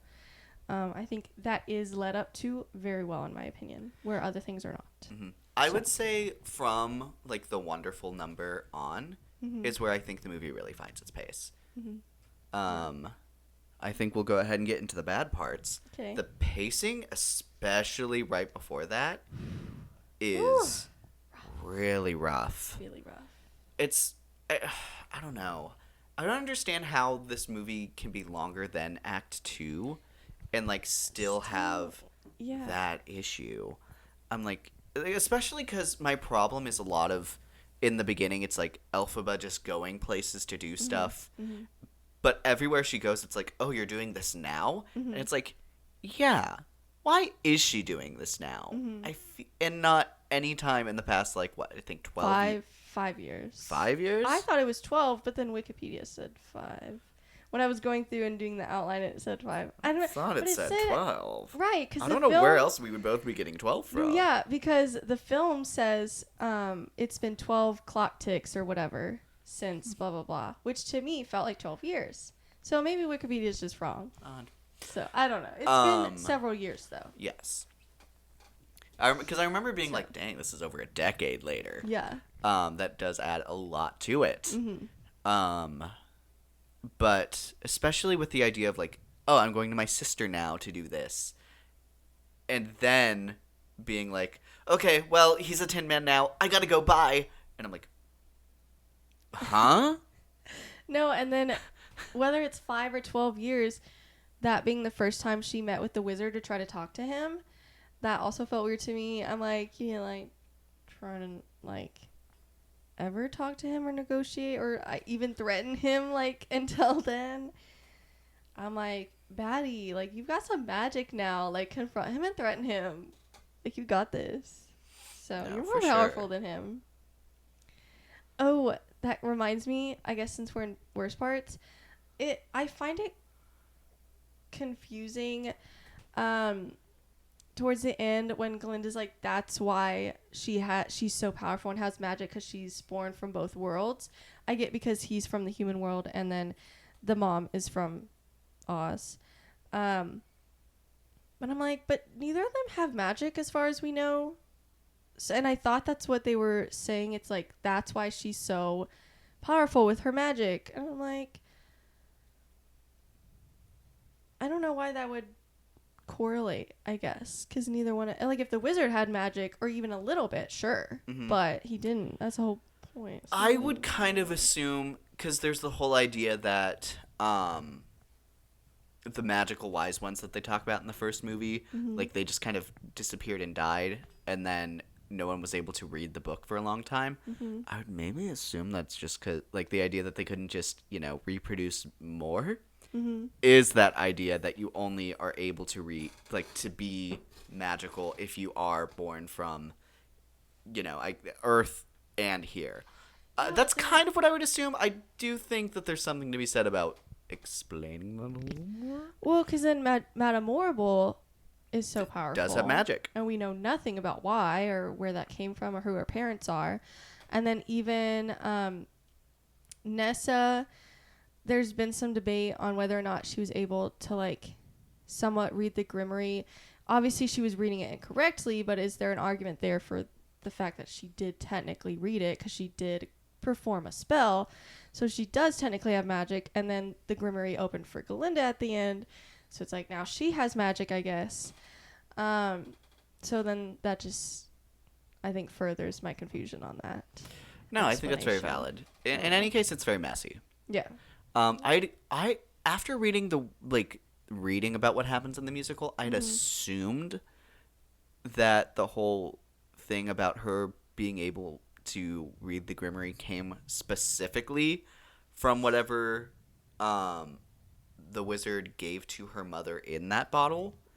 I'd kind of thought the entire time that the wizard knew that was his daughter. Hence, like, oh, I'm going to give this to her so that she can have a kid that can do the thing I can't do. And then I think that ties in really strong to the idea of, I'm going to be your father. And it's like, I thought that he knew that. So I was very surprised here to find out that they went for the decision that he didn't know that was his daughter. Yeah. And then I lost what else. Well, I lost the end then, but I don't know. I think it's just very interesting, the idea that he wasn't as tapped into that as I assumed that he was. It is interesting because he calls it green elixir. The entire Oz area, downtown or whatever you want to call it, at the Emerald City, yeah. is literally green, hence the name. So it is interesting that nothing clicked for him or even was suspicious to him when she was literally green. It also gives a little bit of a weird thing with, if they are going for, like, she's from both worlds. It feels like, unlike the actual Wizard of Oz, both worlds, like, don't have a lot to do here. So it kind of feels weird to kind of be like, oh, you have the powers of Earth and Oz. And it's like, but what? We've not talked about the other place before. Yeah. So, I don't know. It is odd. I agree. Oh, I did forget to mention that I do like the choice that he leaves after that, because he's so devastated that he leaves in the hot air balloon with Dorothy to go back to his world. I loved that choice. I loved that entire sequence with Ariana. It's always something. Or not Ariana. Galinda banning Madame Horrible as well, and that whole confrontation. That was great. So I will say I'm a little curious how she actually gets home now, though. I don't know. How did she get here? Because Madame Horrible just created a tornado. As far as we know, she didn't do anything else. So it's like, is there just like a border somewhere, or is there like a magical transportation to get there? Like, I don't know. Horrible's like, where did this house come from? No, actually. Did I do that? I didn't mean to do that. She's like, oh, I just thought the tornado was just gonna like kill her. Huh? Not a house. What She's like, c'est la vie. She said, it's free real estate. She's like, who wants this house? No, and then what happened to Dorothy's house? No, I was thinking that Wait, literally. is it still there? Whenever she came down, like at the end, I was like, so did we just completely remove her house? Where'd all that go? Yeah. You know what would have been maybe a little funny? Is if her house was used to, like, make the kill the witch thing that was torched on fire. I think that could have been a very strong choice. Because it could have been, but we have no idea. Yeah. Yeah, there's no reason for us to truly believe that. Oh, that would be so cool. And that would make, because I am kind of like, y'all were just keeping this around. Like, this took time to build. Yeah. Dang, okay. That's really funny. Yeah. I would say the first original song, No Place Like Home. I would say I don't hate either, and I lean a little bit more towards liking The Girl in the Bubble. I do too. I could agree with that. But the song No of No Place Like Home, especially with where it's placed, it's such a vague song. Especially considering how, like, passionate and, like, set in her way that she is at that point. Yeah. It feels really weird. She's like, so why do I want to save Oz even though it hates me? Because I'm going to do it because I guess what else am I going to do? And I'm like, oh. There's not, like it doesn't add anything to, like... No. I think that was my problem, honestly, with both songs, is I felt it, well, especially No Place Like Home, it just felt like Wizard of Oz reference. What is a Wizard of Oz reference? No Place Like Home. That's from the original. Be happy. Serotonin. And I'm like, I'm over it. I feel like I'm being spoon-fed, and I don't want to be. Get that on my face. And it's a shame because the vocals are really good, but I mean, that's a given. It's just... So the substance of the song was just... And also, like, I feel like there's more to add with the idea of, like, I think that's a very relevant and interesting conversation to be had. Yeah. And they, like, are like, so why... So main character, why do you want to better a place that you're from even though it hates you and is constantly being set against you? And then it's just like, I guess why not? And it's like, no. That's your moment to, like, deepen Elphaba's character and motives and why she chooses to isolate herself in the name of what she's fighting for. Also, when she gets called out by the Cowardly Lion, however dumb that entire scene is, that also could be her moment to show like her regret with being tricked, but also like the guilt that comes with, even though I was tricked, I still did do this thing. There's just so much you can do with her character there, and They do they none of it. don't. None of it. Just a boring song. Like, Cynthia, you deserve better. And like there's an added element that I always consider, especially whenever we're talking about this conversation in the real world, where it's like you're standing up for yourself in a way that's standing up for anyone who could be like you. And I think that's a really important aspect of Elphaba that is just kind of looked over. Yeah. And it's specifically bad because that's exactly what this song is supposed to like be explaining, why she's doing what she's doing, and then it doesn't. Yeah. It's just like, well, of course I'm gonna do this impossible fight that might never do anything for me. Yeah. I was born here. Yeah. It's like, Yeah, and I feel like I've been thinking more and more about the fact that I had this understanding that the story was about this tragedy, how if Glinda and Elphaba had just worked together, I thought the whole point was that they would have achieved their goals.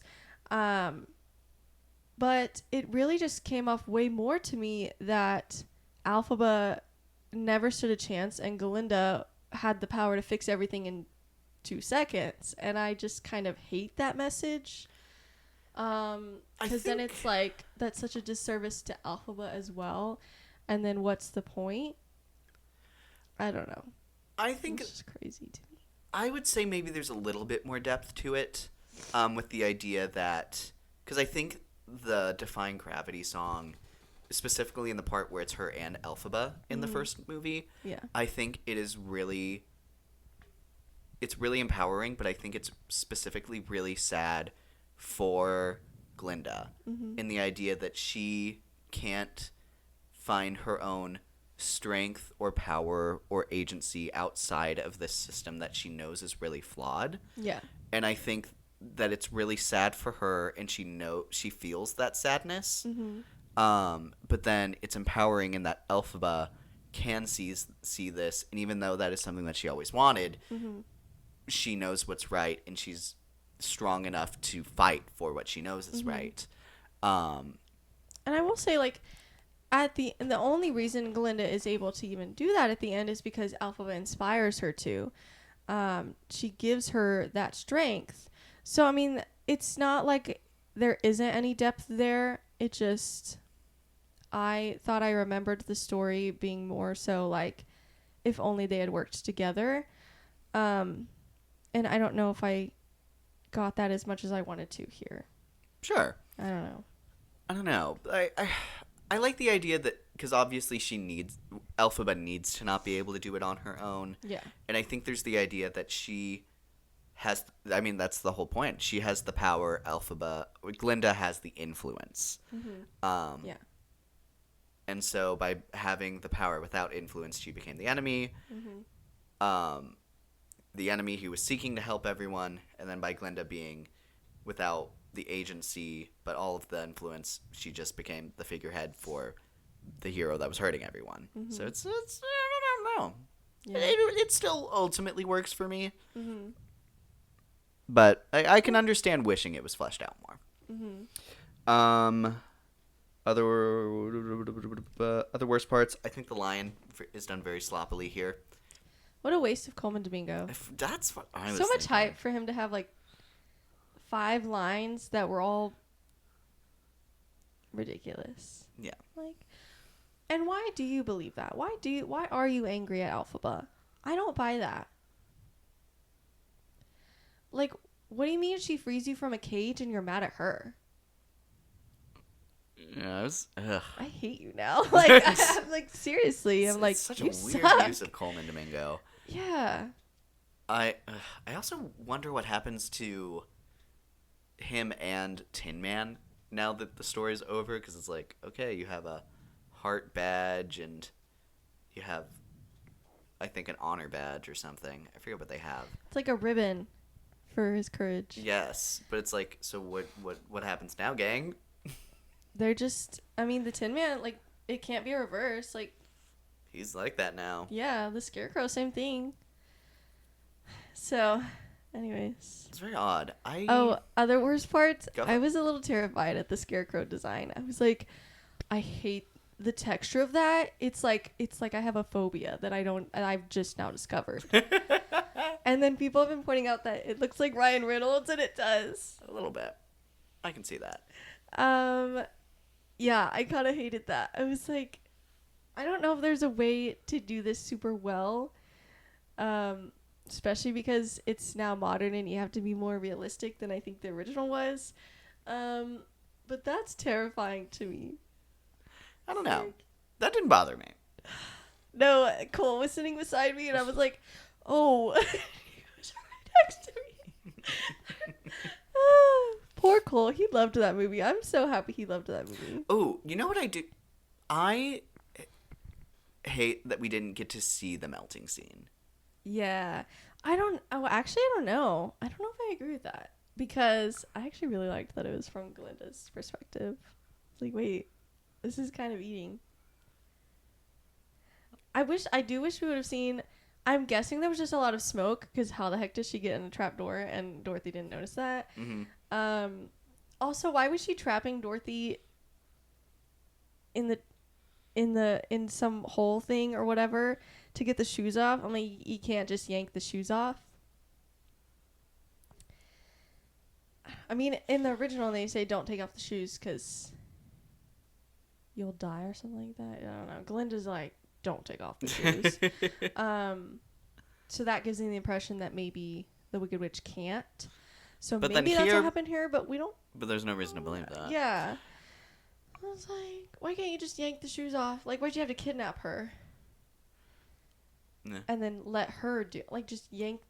She's a child. You have powers. Just magic. You don't even have to touch her. Magic just them magic off. the shoes off. Yeah. Yeah. I don't know if I buy that. That's kind of weird. That is odd. I agree. And then also, I think a big thing is and you mentioned this, but I agree it's a problem. Mm-hmm. They don't explain why Glinda can't know that her and Fiero are alive. So dumb. I'm like, if anyone in the world you could trust this information with, it's her. Like, it would be one thing if they set up that the character, like, if Glinda can't keep a secret, Yeah. or the idea that, like, or if they, like, threw in the line that, like, Glinda officially is like, I can't keep any more lies from the people. We need to be forthcoming, so that, you know, they are trusting the people who are leading them. Yeah. So, or whatever. But then, like, you know, but she has kept huge secrets for the wizard this whole time. Yeah. So, we know she So can keep a ridiculous. secret. Yes. I honestly don't think there's any sort of explanation as to why she couldn't know. At least none that was said in the movie. And then also I have a problem with why Glinda even believes she could be melted in the first place. I don't know. That one bothers me a little bit less because maybe she could believe that since she has embraced her wickedness that maybe that could be true now. I mean, that's a stretch, but at least there's something there. I think there's nothing there for me to be like, yeah, they couldn't tell Glinda. Yeah, it's weird. And it's another one of the things, like, if you're expanding the runtime of this part of the story, use it to explain these parts of the story. Yeah. I'm like, you have the perfect opportunity where people are handing you the problems of Act 2, and all you have to do is do something different than that. Like Wonderful. You made a change and people loved it. It's like, why not do that more? And specifically, another reason that this, I think, is a standout issue is that I think there's some clear options to be made where it's like, okay, if you have them planning together to fake Elphaba's death, and then she just leaves the kingdom so that everyone can get over that and focus on other issues. That's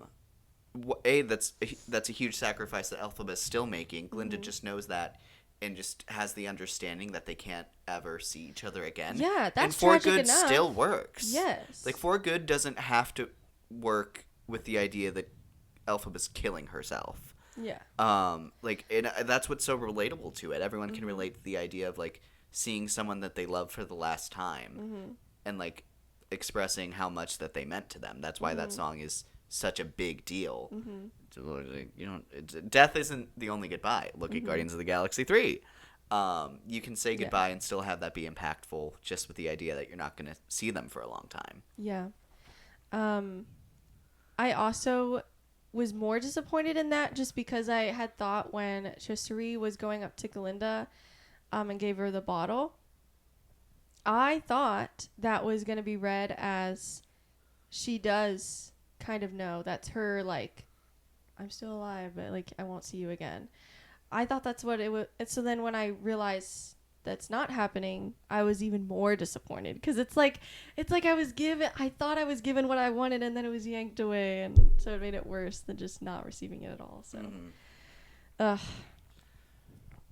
don't know. It's just crazy to me. I think that and the pacing are probably my two biggest problems with the film. Yeah, that's very fair. Those are some major problems. I forgot to point out one little highlight, though, which is when she sends Dorothy away. She's like, "Bye, Dorothy. Bye, Dodo."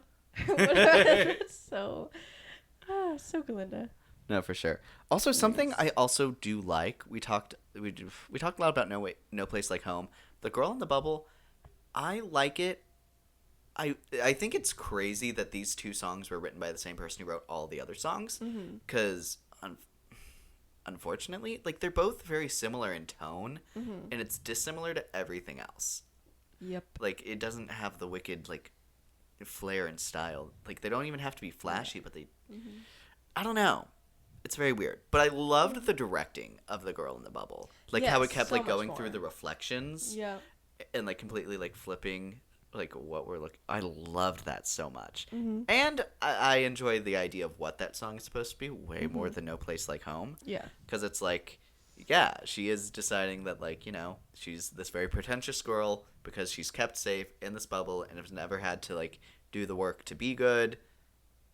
And now she's making the choice to pop Yeah. that. And I think that's effective. Ultimately, I think that song works for me. Yeah. If any song gets nominated for this, it's gonna be that one. It Yeah. should be that one. Yeah.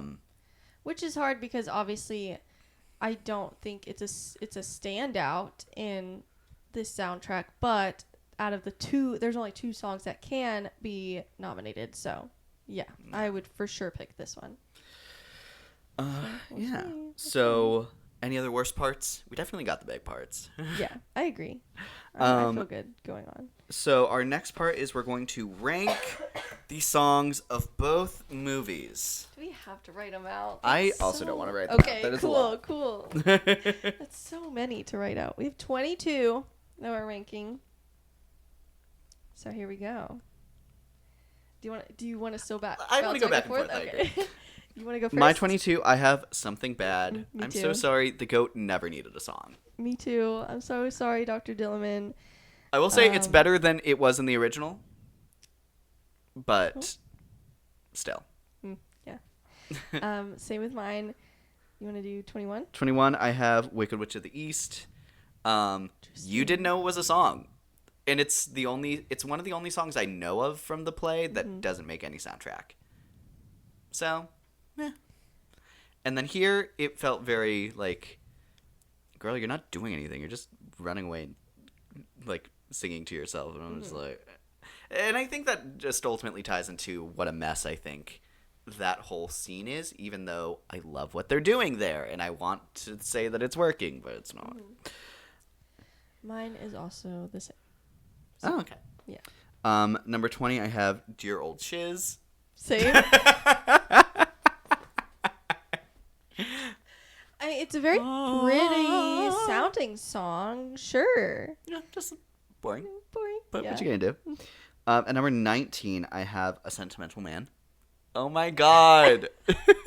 Stop copying me. No, yeah. At 18, I think this is where we're gonna change. I have March of the Witch Hunters. Yes, that's Okay. changed. Mine is Every Day More Wicked, which I think is the opening song for part 2. Yes. I just don't think it's like, it didn't stick out to me. It kind of started my spiral of like, No, I agree. I didn't love that either, especially because I think Thank Goodness is such a great starting point for like, and this is where we are now. But then I don't know. I understand that it's 2 separate movies, and maybe you want to catch up the people who didn't happen to catch the first one. Yeah. I imagine that works more when it's not in theaters and people are just like, oh, what's this movie? I've somehow never heard of Wicked. Yeah. But yeah, I also feel like it doesn't do the catch-up game super well either. Mm-hmm. I don't know. Yeah. You're 17? Right. At 17, I have No Place Like Home. Me too. No. Yeah. Oh, And then we talked to death about that girl. one. At number 16, I have Wonderful. Interesting. Number 16, I had Not That Girl reprise. Sorry. I feel like this is getting to the point where I enjoy the song enough. Yeah. And I would say Wonderful I enjoy enough. I just think it takes too many breaks in between what's already a pretty, like, low-level song. That's fair. Like, it's unlike Popular, where it's, like, you're cutting out of the song to do, like, really fun things. and funny bits that, like, tie into the song. Here it's just like, oh, why just finish the song? Mm-hmm. At 15, I have I'm Not That Girl reprise. I have I'm Not That Girl at 15. Okay. At number 14, I have Every Day More Wicked. Love hearing the songs again, but I feel like, you know, either you're in it or you're not. It's kind of like Endgame for me, where it's just like, you're just like talking all about the stuff that's happened over the last 20 years, and it's like, yeah, don't feel the need to recap it, because if you haven't watched it at this point, why are you pandering That's to your those fault. people? Yeah. It's your fault. Yeah. My next is I have The Girl in the Bubble. Sorry. At 13, I have I'm Not That Girl, the original. 13. I like that song a bit more than most people do, though. I do too. I think it's underrated, even if it's a little bit low on my list still. Then I have Wonderful. That's where I put Wonderful. So I really like it. I like it because I like Ariana Grande is now on it as Glinda. Sure. I like that change. At number 12, I have The Girl in the Bubble. Number 12, I have March of the Witch Hunters. It's only this high because I love Ethan Slater's version of it. I think he killed it. So. At 11, I have One Short Day. Me too.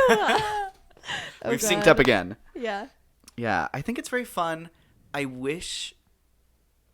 understand wanting to give them their moment, and I love their moment. Mm-hmm. The whole story part of it, though, kind of interrupts, and it's like... Yes, that's what's so, like... It just makes it, like, hard to listen to after the fact. Yeah. Yeah. But what you gonna do? And then I have, at number 10, No One Mourns the Wicked. I have Thank Goodness. This would be higher on my list had it been like the version from A Wonderful Night. I mean, that would be like... That's the version that's on my playlist right now. Yeah. 'Cause I love the way she sings that. Me too. At number 9, I have Thank Goodness. Number 9, I have No One Wants the Wicked, so we switched ours. So there you go. At 8, I have For Good. That might be a little low, but I remember watching it and kind of being like, I feel like this is... Like, I understand the song is, like, fair. everything. Yeah. But as someone who's listened to the song a lot, like, it's very visually kind of uninteresting. Like, they sing For Good, and then they go into the door scene, and I love the door scene. Oh, my God, the door. And that was improvised by them, too. The door scene was, like, everything. That was, like the highlight The way of the I was movie. feeling in the door scene is how I really wanted to feel during For Good. Do you know that they were about to cut that scene? But John M. Chu, like, once he saw it, he was like... That is the movie. For Yeah. me. Like, you're not cutting that. That's like the equivalent of trying to cut the old lady scene in Barbie. Yeah. It's just like, no. That's the heart of the movie. So glad they kept that. Oh my God. What are we at? Number 8? That was my number 8. I have Dancing Through Life. I think it's very fun. My top 9 is like phenomenal. I love all of these songs. So it was honestly really hard to rank them. So At number 7, I have What Is This Feeling? me too. At number 6, I have As Long As You're Mine. Me too. Oh god. At number 5, I have Popular. No, I put No Good Deed. Okay. Thought it was really good. At number 4, I have The Wizard and I. Number 4, I put Popular. Okay. Number 3, I have Dancing Through Life. Number 3, I have For Good. Number 2, I have No Good Deed. Number 2, I have Defying Gravity. And then at number 1, I think my favorite is definitely Defying Gravity. My number 1 is actually The Wizard and I, and it has honestly like always been a tiny bit like more enjoyable for me than Defying Gravity. I don't know why, and I just also really like Cynthia's version of The Wizard and I and Defying Gravity. It's interesting because I feel like the battle cry has had so many variations over the years at the end of Defying Gravity, and none has ever topped Idina Menzel's for me because I think they overdo it. But Cynthia Erivo is like the new queen of it because she adds just enough. Even one more tiny variation would be too much for me, I think.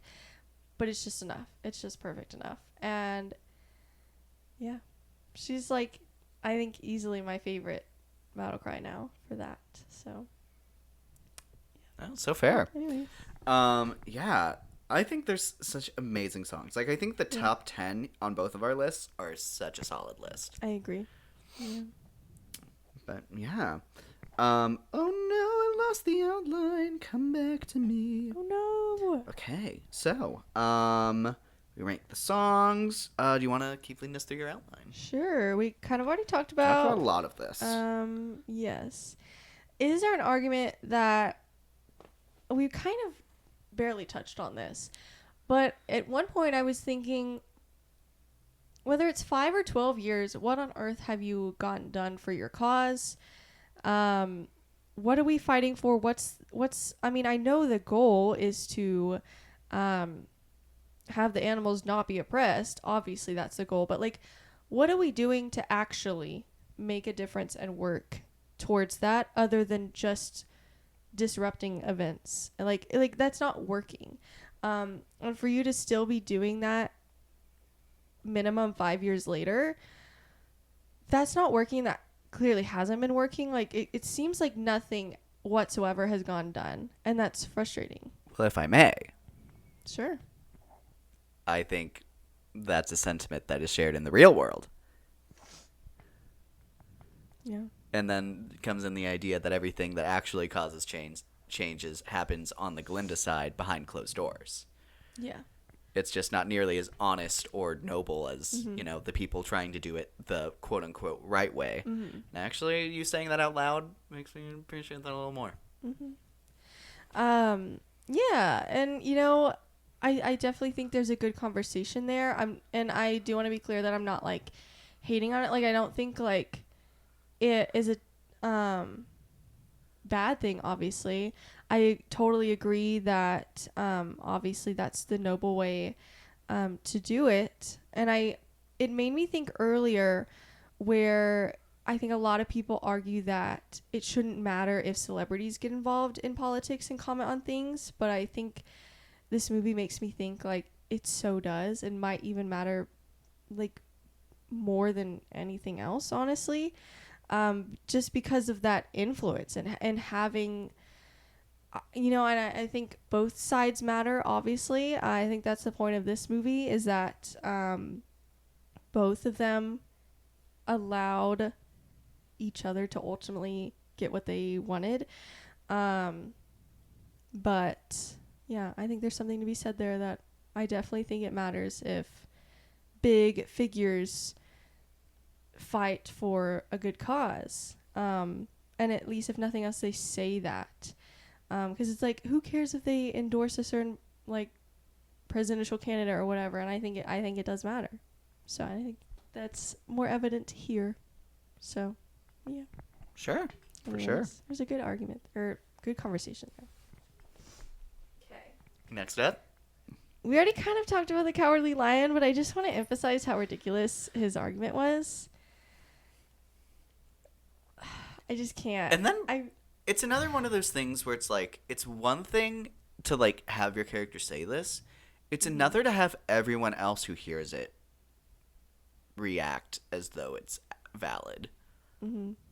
Like, literally, why do you think all of these creatures are tunneling through, like, what must be, like, hundreds of miles to get out of Oz through the middle of it, mind you? Yeah. And it's like, and you have this guy complaining that he was taken out of a cage? Like, what do you think everyone else here is running from?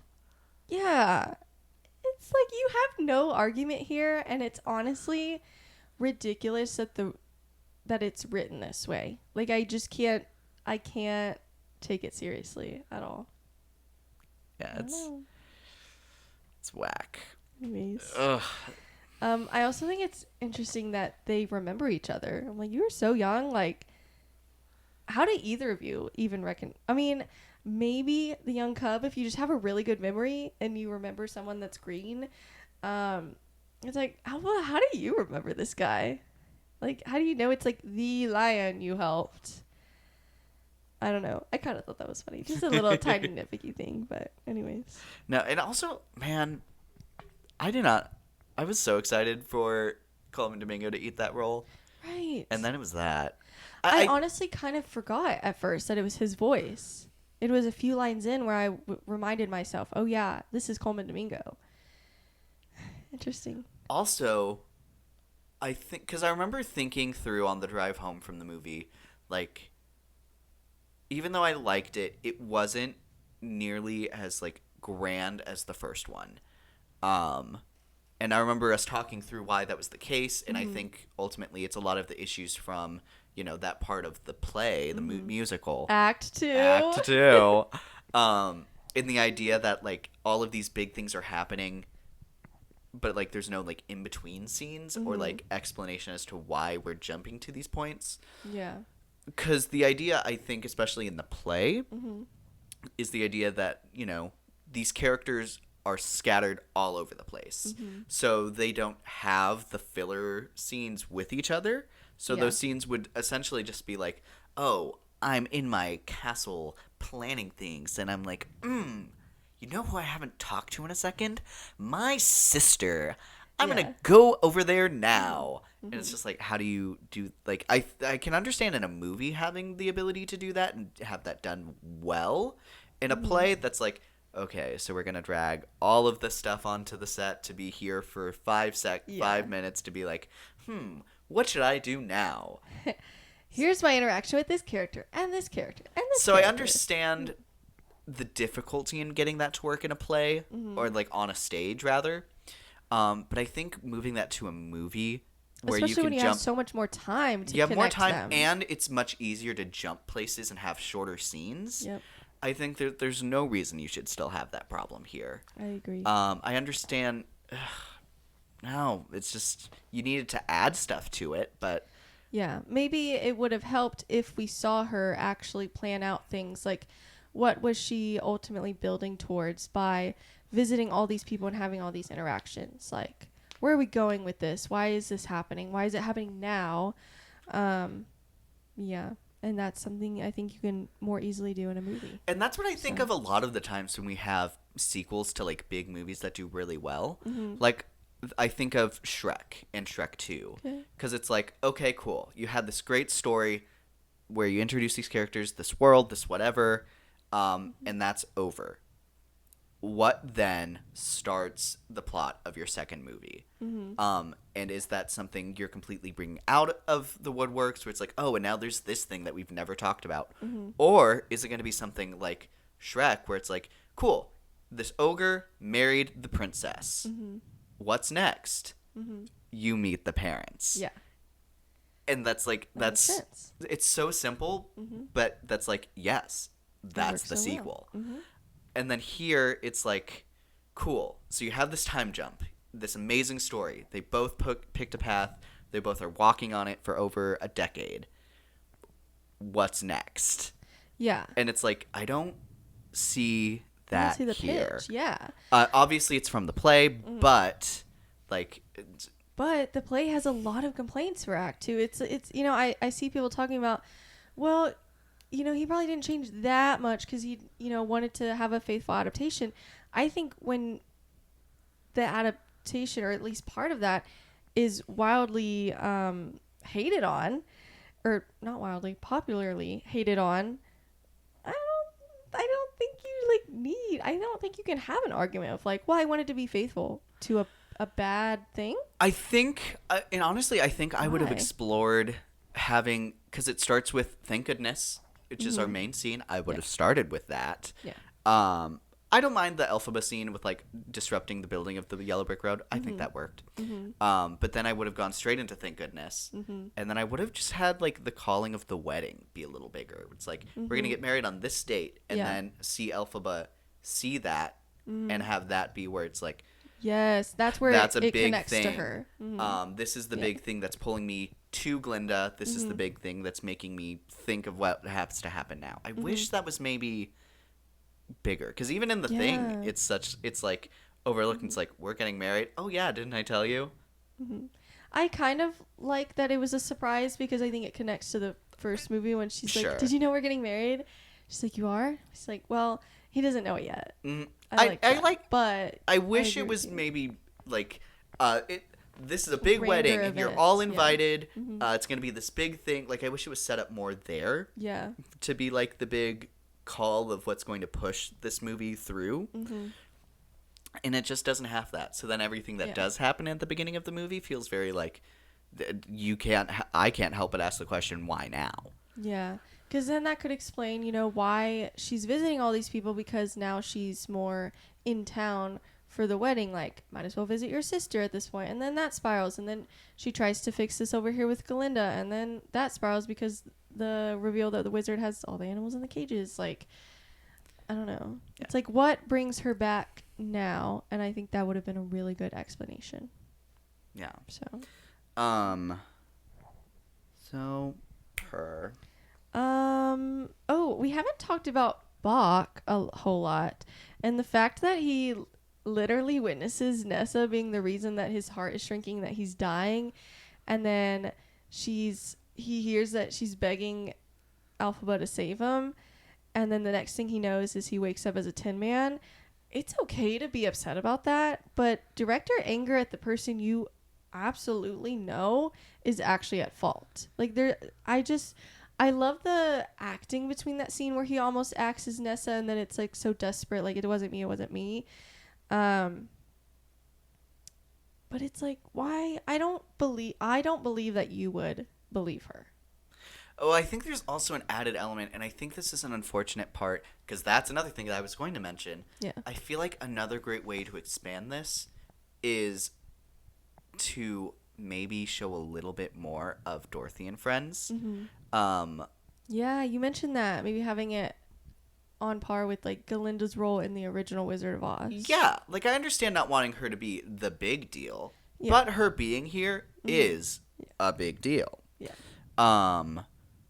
So I feel like it shouldn't be such like a no, we can't do this. Like, it feels like a kind of a weird hard line to draw here, especially because, there's some great talent being used on that part of the storyline that's like on the edges here. Which is crazy because in the musical, if I'm remembering correctly, she's like not in it at all. Not even like faceless. Like, she's not in it. Which is crazy because it already feels so weird here when she is technically in it. The scene where she's like flying, the monkey like captures her is really funny. I like that shot a lot. Yeah. I'm like, okay. But then, like, you can flesh out, I think, a lot more of what, like, Bach's character now is. Yeah. I think that could give you time to room with, like, why the lion is talking the way he is. I understand wanting to save the Fiero component. Yeah, plus he's just playing a part until he can get back to Elphaba. So. And I understand wanting to save that reveal till the end. Yeah. So I would definitely want to find a way around that. But I feel like there could be, like, why does the Tin Man end up, like, rusting where he is? How does the lion end up getting on? Like, there's stuff to kind of get them where they need to be, I think. Yeah. Still. And even if you don't see Dorothy with that, I think there's still some cool stuff to do. Yeah, I agree. Yeah. So, I think there was just some stuff I would have liked to see altered for sure. Going through the things. Fiero's sacrifice, the girl in the bubble. Fiero! Ooh, can I talk about this and additionally have a hot take? I actually did not like her Fiero. Yeah.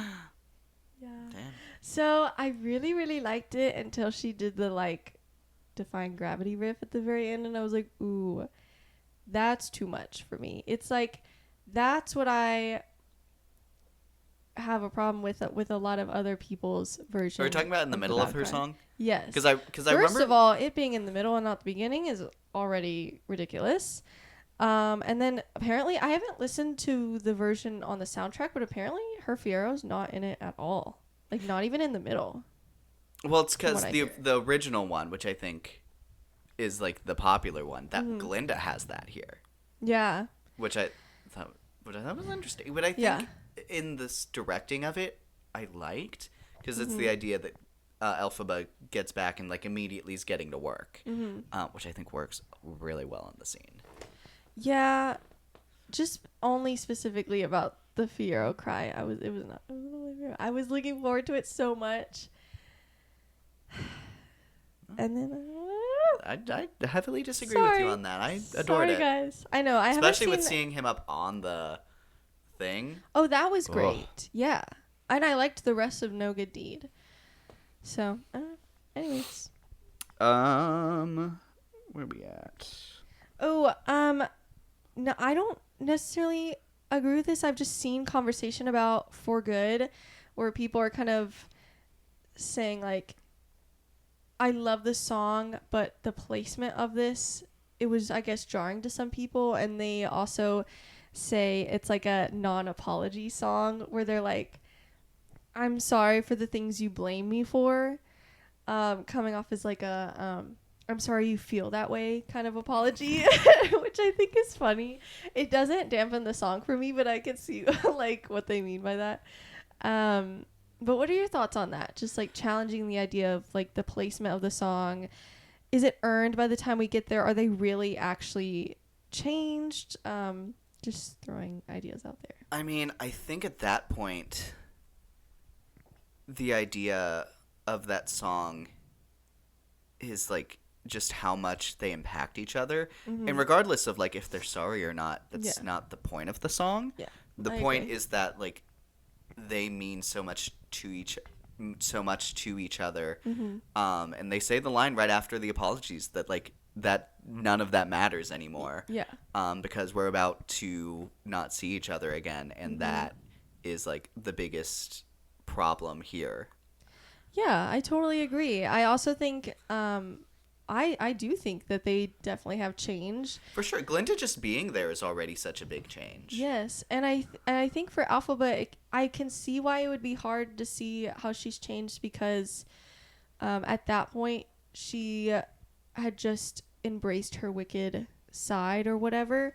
But that song is happening because she's choosing to let go of that and sacrifice herself. So I think that's the change. So I totally agree. Just wanted to bring that up that I was like, oh, I'm seeing this comment kind of a lot. Because the song isn't what's changing them. It's about each other. And, Glinda's changed in that, Elphaba gave her the chance to be that figure to everyone. She was just a popular girl in high school. Yeah. Until Elphaba stuck her neck out for her, got betrayed right afterwards, and then they became, if not friends, soulmates. And so that's how her life was changed, and Glinda, like, that inherently completely changed the trajectory of both of their lives. So it's Totally agree. yeah. I think just saying the song is supposed to be like then and theirs when they were changed. It's like no, they were They're reflecting on where they were and where they are now, like their whole time together. So absolutely, I totally agree. I also like that we now have a version, just the two of them. Yes. I actually was like a little disappointed that I didn't even Winslow and Kristen Chenoweth were in the One Wonderful Night. I was like, can you just like let them have their moment? Thanks. Go away. I'll say it. I don't care if people get mad at me. I'm like, is it their version or is it not? So I'm glad we finally I don't got a know. recorded version of About that. with the One Wonderful Night, I liked the idea that all of the songs that we heard from the second one were not the versions that we got True. in there, and I thought that was a decent enough way to still save something for the movie. Yeah. Although I will say the Thank Goodness I think was better. Oh, for sure. For sure. I don't know. I But- want to listen to it on the actual soundtrack to see how it feels when it's all put together. True. Yeah. Because like Popular, like you can't listen to the movie version of Popular. That's like No. 2 minutes of scenes in between like every 30 seconds of song. Yeah.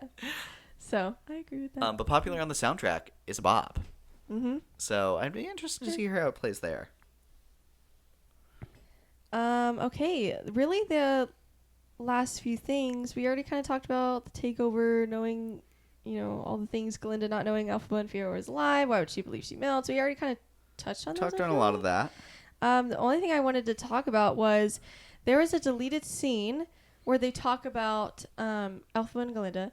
They talk about because obviously we have the flashback of Glinda young wanting to be magical and then just kind of lying to pose to her friends that she is magical.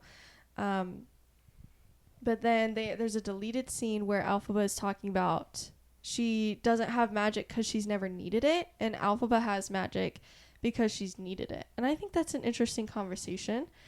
And now that she is changed and she is the leader of Oz now she has magic. That's interesting. I kind of like that I kind of would conversation. have kept that in for sure. I agree. Because that is totally where their powers lie. Like, Yeah. Elphaba's power is coming from something really deep inside of her, which is, I think, that really special magic that she has. Yeah. And then Glinda's power comes from her ability to connect with so many other people. I would have loved to see that, actually. Yeah. It's like the deleted scene from the first part where Glinda says, like, you could have picked me, you could have trusted me, with the Poppy scene in the classroom. I love that scene. I'm so sad it got cut. I fear both of these movies should have, like, just been as long as John wanted. Yeah. Just let him, like, have a director's cut of both. Just do it. Oh, my gosh. Yeah. Ooh, question for you, though. Okay. So I remember thinking, and mind you, I've never seen the full play. Mm-hmm. I remember thinking it was an interesting choice to split these movies in two. Mm-hmm. Like years before it came out, whenever they Yeah. were talking about making it. Yeah. How do you think these movies would have been perceived if they were one? Oh, I'm so glad that they did not put them into one. First of all, so whether or not you like part two, I think it's nice that part one can stand on its own. I also really like, even if I wish part two was fleshed out a little bit more, I like that they were both fleshed out. I do think that makes both parts better than their original counterpart. Yeah, so glad they split them up. I would not, like, I don't even want to think about if they were together, honestly. So, yeah. Plus, it gives more opportunity for some Oscar wins in different places. Sure. So, yeah. I agree. I'm trying to think of any others. Can you think? And it's smart marketing wise just to build hype as well. Sure. Yeah. So Wicked is really popular for rewriting the original story that we all know and love, specifically from the side of the villain. Yeah. Do you think that could be something that we see more of? Oh, for sure. And is there any that you particularly would like or think is inevitable? You should have asked this question before so I could do some research, because I feel like I always blank and then I remember really, really good ones that I wish I would have said after. Because it reminds me a lot of, say, Maleficent. Yes. Or Cruella, even. Yes. I really enjoy both of those films. And frankly, I still would Maleficent. someday be really interested to see Cruella. Like, because Cruella was a prequel. I'd be interested to see Cruella from the actual 101. I honestly don't even know how you would do that, because, like, how do you possibly... I mean, people said defend? the same thing about Wicked when it was first coming out. Sure. Gosh, I don't know. Ooh, I also want to point out that reminds me. I like that she still had like the cackle as she was belting. I love that. Where did that come from? No, I bet Galinda was like, huh? Like in her mind. Anyways, if she wasn't crying. Yeah, I would be interested to see more, not only Disney movies do it, but maybe some other avenues as well. Gosh, I don't know. What are some iconic villains? I mean, Star Wars kind of did it. They didn't do like a different version, but they did like a prequel to give more understanding of how he ended up where he was. With Andor? Yeah, or no, with Darth Vader. Oh, with the prequels. Mm-hmm.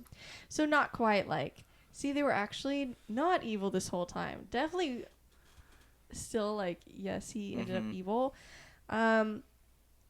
But Obi-Wan and Anakin do have a little bit of a Glinda and alphabet code to them. I'm just thinking of iconic villains.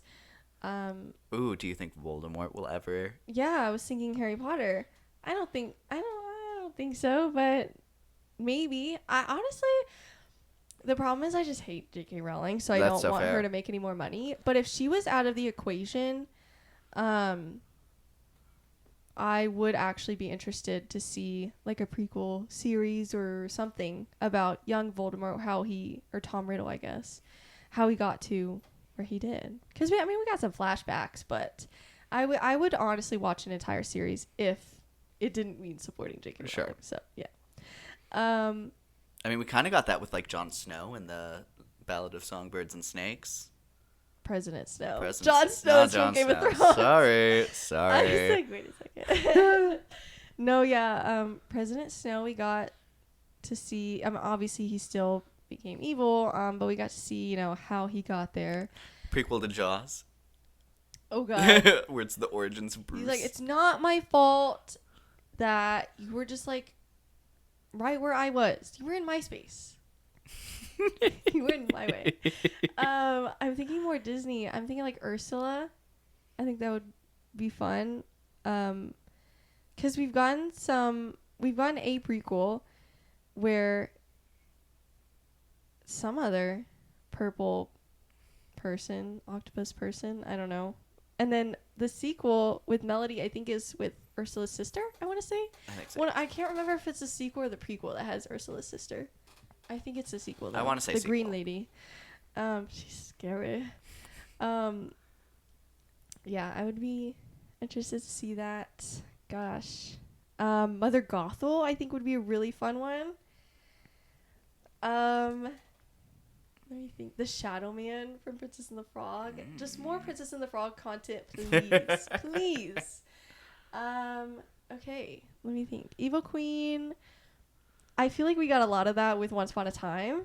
Yes, we did. So, and you know what? A little bit valid because Snow White can catch these hands in that one. Young Snow White. Gosh. Hans, I don't care about. I don't care. You don't want the Hans of the Seven Isle prequel show? No, I don't care. Moana, we already kind of got, like, Te-Fiti, that whole thing. You know who's overlooked in the Disney reticle is Chernobog. I want to know how he got up there. What happened to him? How do you become a mountain, sir? How did that happen? I'm a little surprised with all of the, like, kind of nods to the classic stuff that isn't something that someone's tried to make, like, a Disney-fied horror movie over. Yeah. Gosh. Yeah. Do you want an Edgar one from Aristocats? Edgar! He was a little bit valid with that, because what do you mean you're going to give your entire fortune to your freaking cats? Like, I'm a cat person, and, like, what do you mean? What are they going to do with that? What do you mean you can't even do that? No, Edgar's crashed. You're going to get them arrested for tax fraud. They can't do taxes. I'm like, what do you mean? Valid crash out. It was a little bit valid. Like, maybe don't try to kill them. Maybe just, like, relocate them. Ooh, but you know what might be interesting? A Yzma one. Yes! I knew I was forgetting one. An underrated one. I love Yzma. Anything with like a villain who has magic, like Madame Morrible from. Nope, that's not it. That's wicked. Madam Mim. Yes, Madame Mim from Sword in the Stone would be really fun. I don't know. There's some interesting stuff. Yeah. I fear I'm a huge fan of the story from a different perspective trope. Me too. And as long as it's like done fleshed out, Yeah. I'll always Take it. enjoy it to some capacity. Yeah.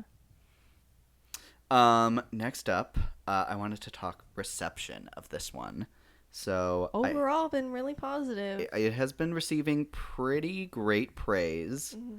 Mm-hmm. I want to especially compare it to the original, which granted, Yes. I think that one also started high, and then obviously as the honeymoon phase, as we'll call it, dies down a little, Yeah. the scores kind of, I think, round out. Mm-hmm. So I'm pulling up the original and the new one. So the critic Rotten Tomatoes score. Have you seen the any of the scores for Wicked for Good? Mm-hmm. Okay. Do you remember them? Mm, So Wicked. I think the critics is now at like a 69 or something. It's a little bit low 70 from last I saw. The original Wicked, the critic score on Rotten Tomatoes was an 88. Mm-hmm. You said you saw it 69 last. Yes. It's currently at 70. Okay. And the audience score Oh, was thanks. 95 for the original. Do you remember anything about It started audience? really high for good. It was like a 97 or 98, I think. Let's say a 95. It is still at 95. It is okay. Okay then. Then I IMDb, think both of them got an A cinema score too. I believe so. Yeah, I know For Good did. Wicked the first got a 7.4 on Yes. IMDb. What do you think Wicked for Good got?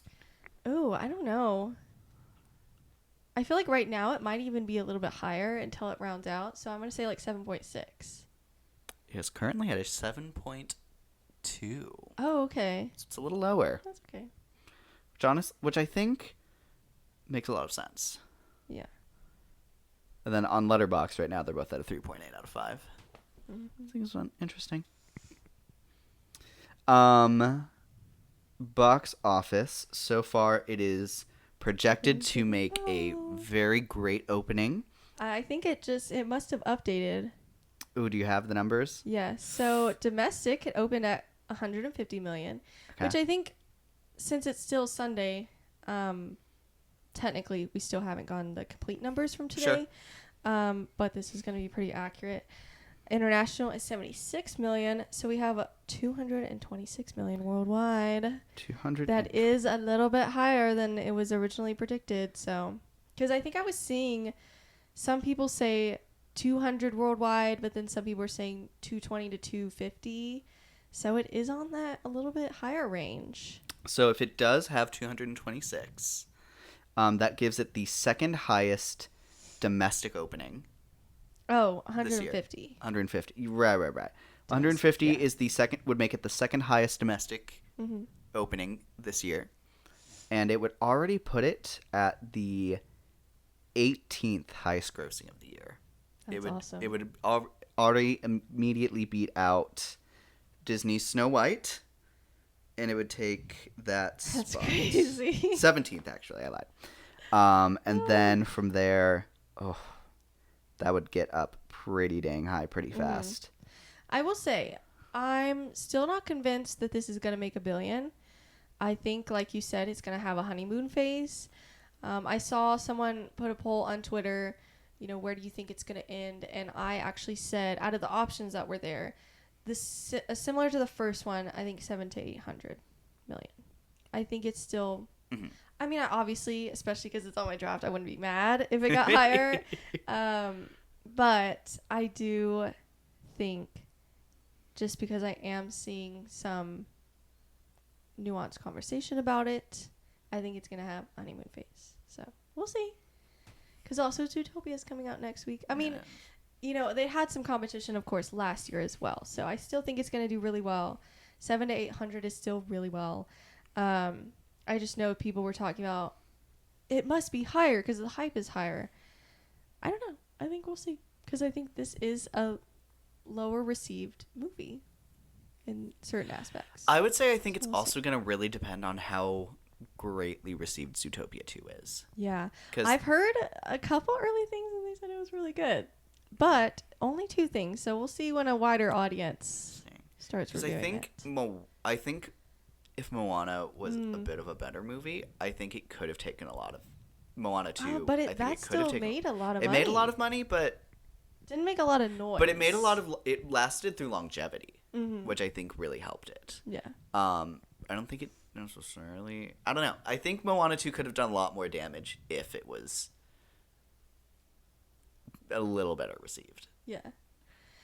I don't know. I guess we shall see. We I'm will very see. interested in what Zootopia But I think you gonna also do. have Zootopia 2, so Yes. Yeah. you'll just so, be I mean, stealing from I'm yourself. really just like, what's that meme where it's like I'm just like beating up myself or competing with myself? Yeah. There's some meme about that. I don't know. Yeah. Next up, I wanted to ask about awards predictions. Oscars. Okay, so I have them written down. I updated it this morning. 'Kay. So at least right now with what I've seen, obviously we're going to keep updating it as we watch more and more that we add to this list. Mm-hmm. Right now, I have it for Best Picture, and I still do think it has a good chance of getting nominated for Best Picture. Honestly, at this point, I'd be surprised if it doesn't. Yeah. I have Cynthia Erivo as lead actress. Same. And of course, Ariana Grande is supporting actress. I think a lot of people are talking about she is a front runner to win. I don't think she's a shoo-in, I will say. But we shall see. So the ones that I have, yes. the way I have my list structured for this, Mm-hmm. is I have, I mark the one that I think will win. I mark the 5 that I would nominate or think will get nominated. Yeah. The think is a little bit of a trickier thing there. Yeah. And then I have up to double the amount in the shortlist category that I think are in the conversation or / in the running. Yeah. So do you have anyone currently on your nomination list that you think would beat her? No. Honestly, like, not even close. I know people keep talking about Regina Hall and Teyana Taylor from One Battle After Another. I don't personally... I mean, I have them on my list solely because people are talking about them, and honestly, that's it. Like, if it were up to me in performances, I wouldn't even put them on this list, personally. I just don't think they're in the film. I think Teyana enough. Taylor, I think her character is just such, like a what the hell? Like, her character is just so fascinating and acted really well. Yeah. I think I would say that she has a right to be in the running, but I don't think a win. Yeah. For me. I think she makes more sense to me than Regina Hall. I just think Regina Hall's, like, barely in the film. Like, where did... She's really great, but some of these supporting actors, like, supporting roles are in movies, not a lot. I'm not saying she's... Yeah. But also, who do you think was going to win of your list before that? Oh, before that? Before you added her. Teyana Taylor. Before me, I put Maybe. Jodie Comer from 28 Years Later. Oh, That's who I've had highlighted for a while. Yeah, she did do really good. Yeah. And then I still have Chase Infinity winning for lead actress. So, or Cynthia Erivo right now. I think they're pretty neck and neck. But I think they both did a wonderful job in their films. Since they're talking about putting Chase Infinity in that category. Which I do think is the smarter move. Because I think Ariana Grande is probably still going to win her thing. Director, I did put John M. Chu in there, but I just know he's not going to stay. Or at least I don't think he's going to stay. But we'll see. And I don't think he's going to win. I don't think he should win. Yeah, he makes my short list. Yeah. But adapted screenplay, I went ahead and put it here. Original song, I put The Girl in the Bubble. Cinematography, I put casting. I actually think this has a pretty good chance, actually. I mean, I think it'll definitely get a nom. Yeah. But Sinners and One Battle After Another, though, I think are going to dominate the Oscars. And I think they should. But if Wicked were to squeeze into any of these for a win, kind of like last year they got production design and costume, I think this could be one of those categories. I did, speaking of, put them in costume and hair and makeup. I think rightfully so still. I think Frankenstein still has the beat, though. I agree. I don't think they're going to win, honestly, either category this year. But I do think they'll get a nom, at least for one. And then I did put them in production design. And I still think, honestly, it has a good chance of winning. Mm-hmm. That or Frankenstein, again, I think. Yeah. Wicked and Frankenstein were not the movies I thought I would have assumed were going head-to-head against each other. Honestly, yeah. On paper. But kind of fun. Original song, production design. Anything else? Or any differences there on your list? I also put it on visual effects. Okay. It's hard for me to judge on that. It's like, because I know they built a lot of it practically. So. Yeah, I mean, it has. I think visual effects. It has I think it'll get nominated for sure. Yeah. Wouldn't be surprised if it doesn't. Casting and then adapted. It also makes my list for that. Mm-hmm. But that I think could easily be written out because, like we've said, parts of the script are golden, but overall it's. I don't think it's gonna stay in that category, but I honestly, but I just haven't seen enough that I would replace it with for now. Mm-hmm. So, yeah. Yep. Alrighty. I'm very, very interested. Any particular award show you think is going to award this? Golden Globes. And maybe BAFTAs, I think. But maybe some SAG Awards, too. I think it'd be fun. Actually? Maybe some. Because didn't Jonathan Bailey win in his category? He won a SAG. Yeah, so... And actually, I feel like Cynthia might have her best chance at the BAFTAs. Yeah, I think so. So very exciting. Which good for her. So I hope she wins something. I hope she gets some credit. Because I think it's deserved. I agree. So, yeah. Alrighty, well, I think that is going to finish out our episode on Wicked for Good. Please let us know your thoughts in the comments below. We'd love to hear how you thought of Wicked for Good. Mm-hmm. Until next time, thank you so much for tuning in. I'm your host, Luke. And I'm your other host, Alicia. And thank you so much for watching Not So Straight Nerds. Bye-bye.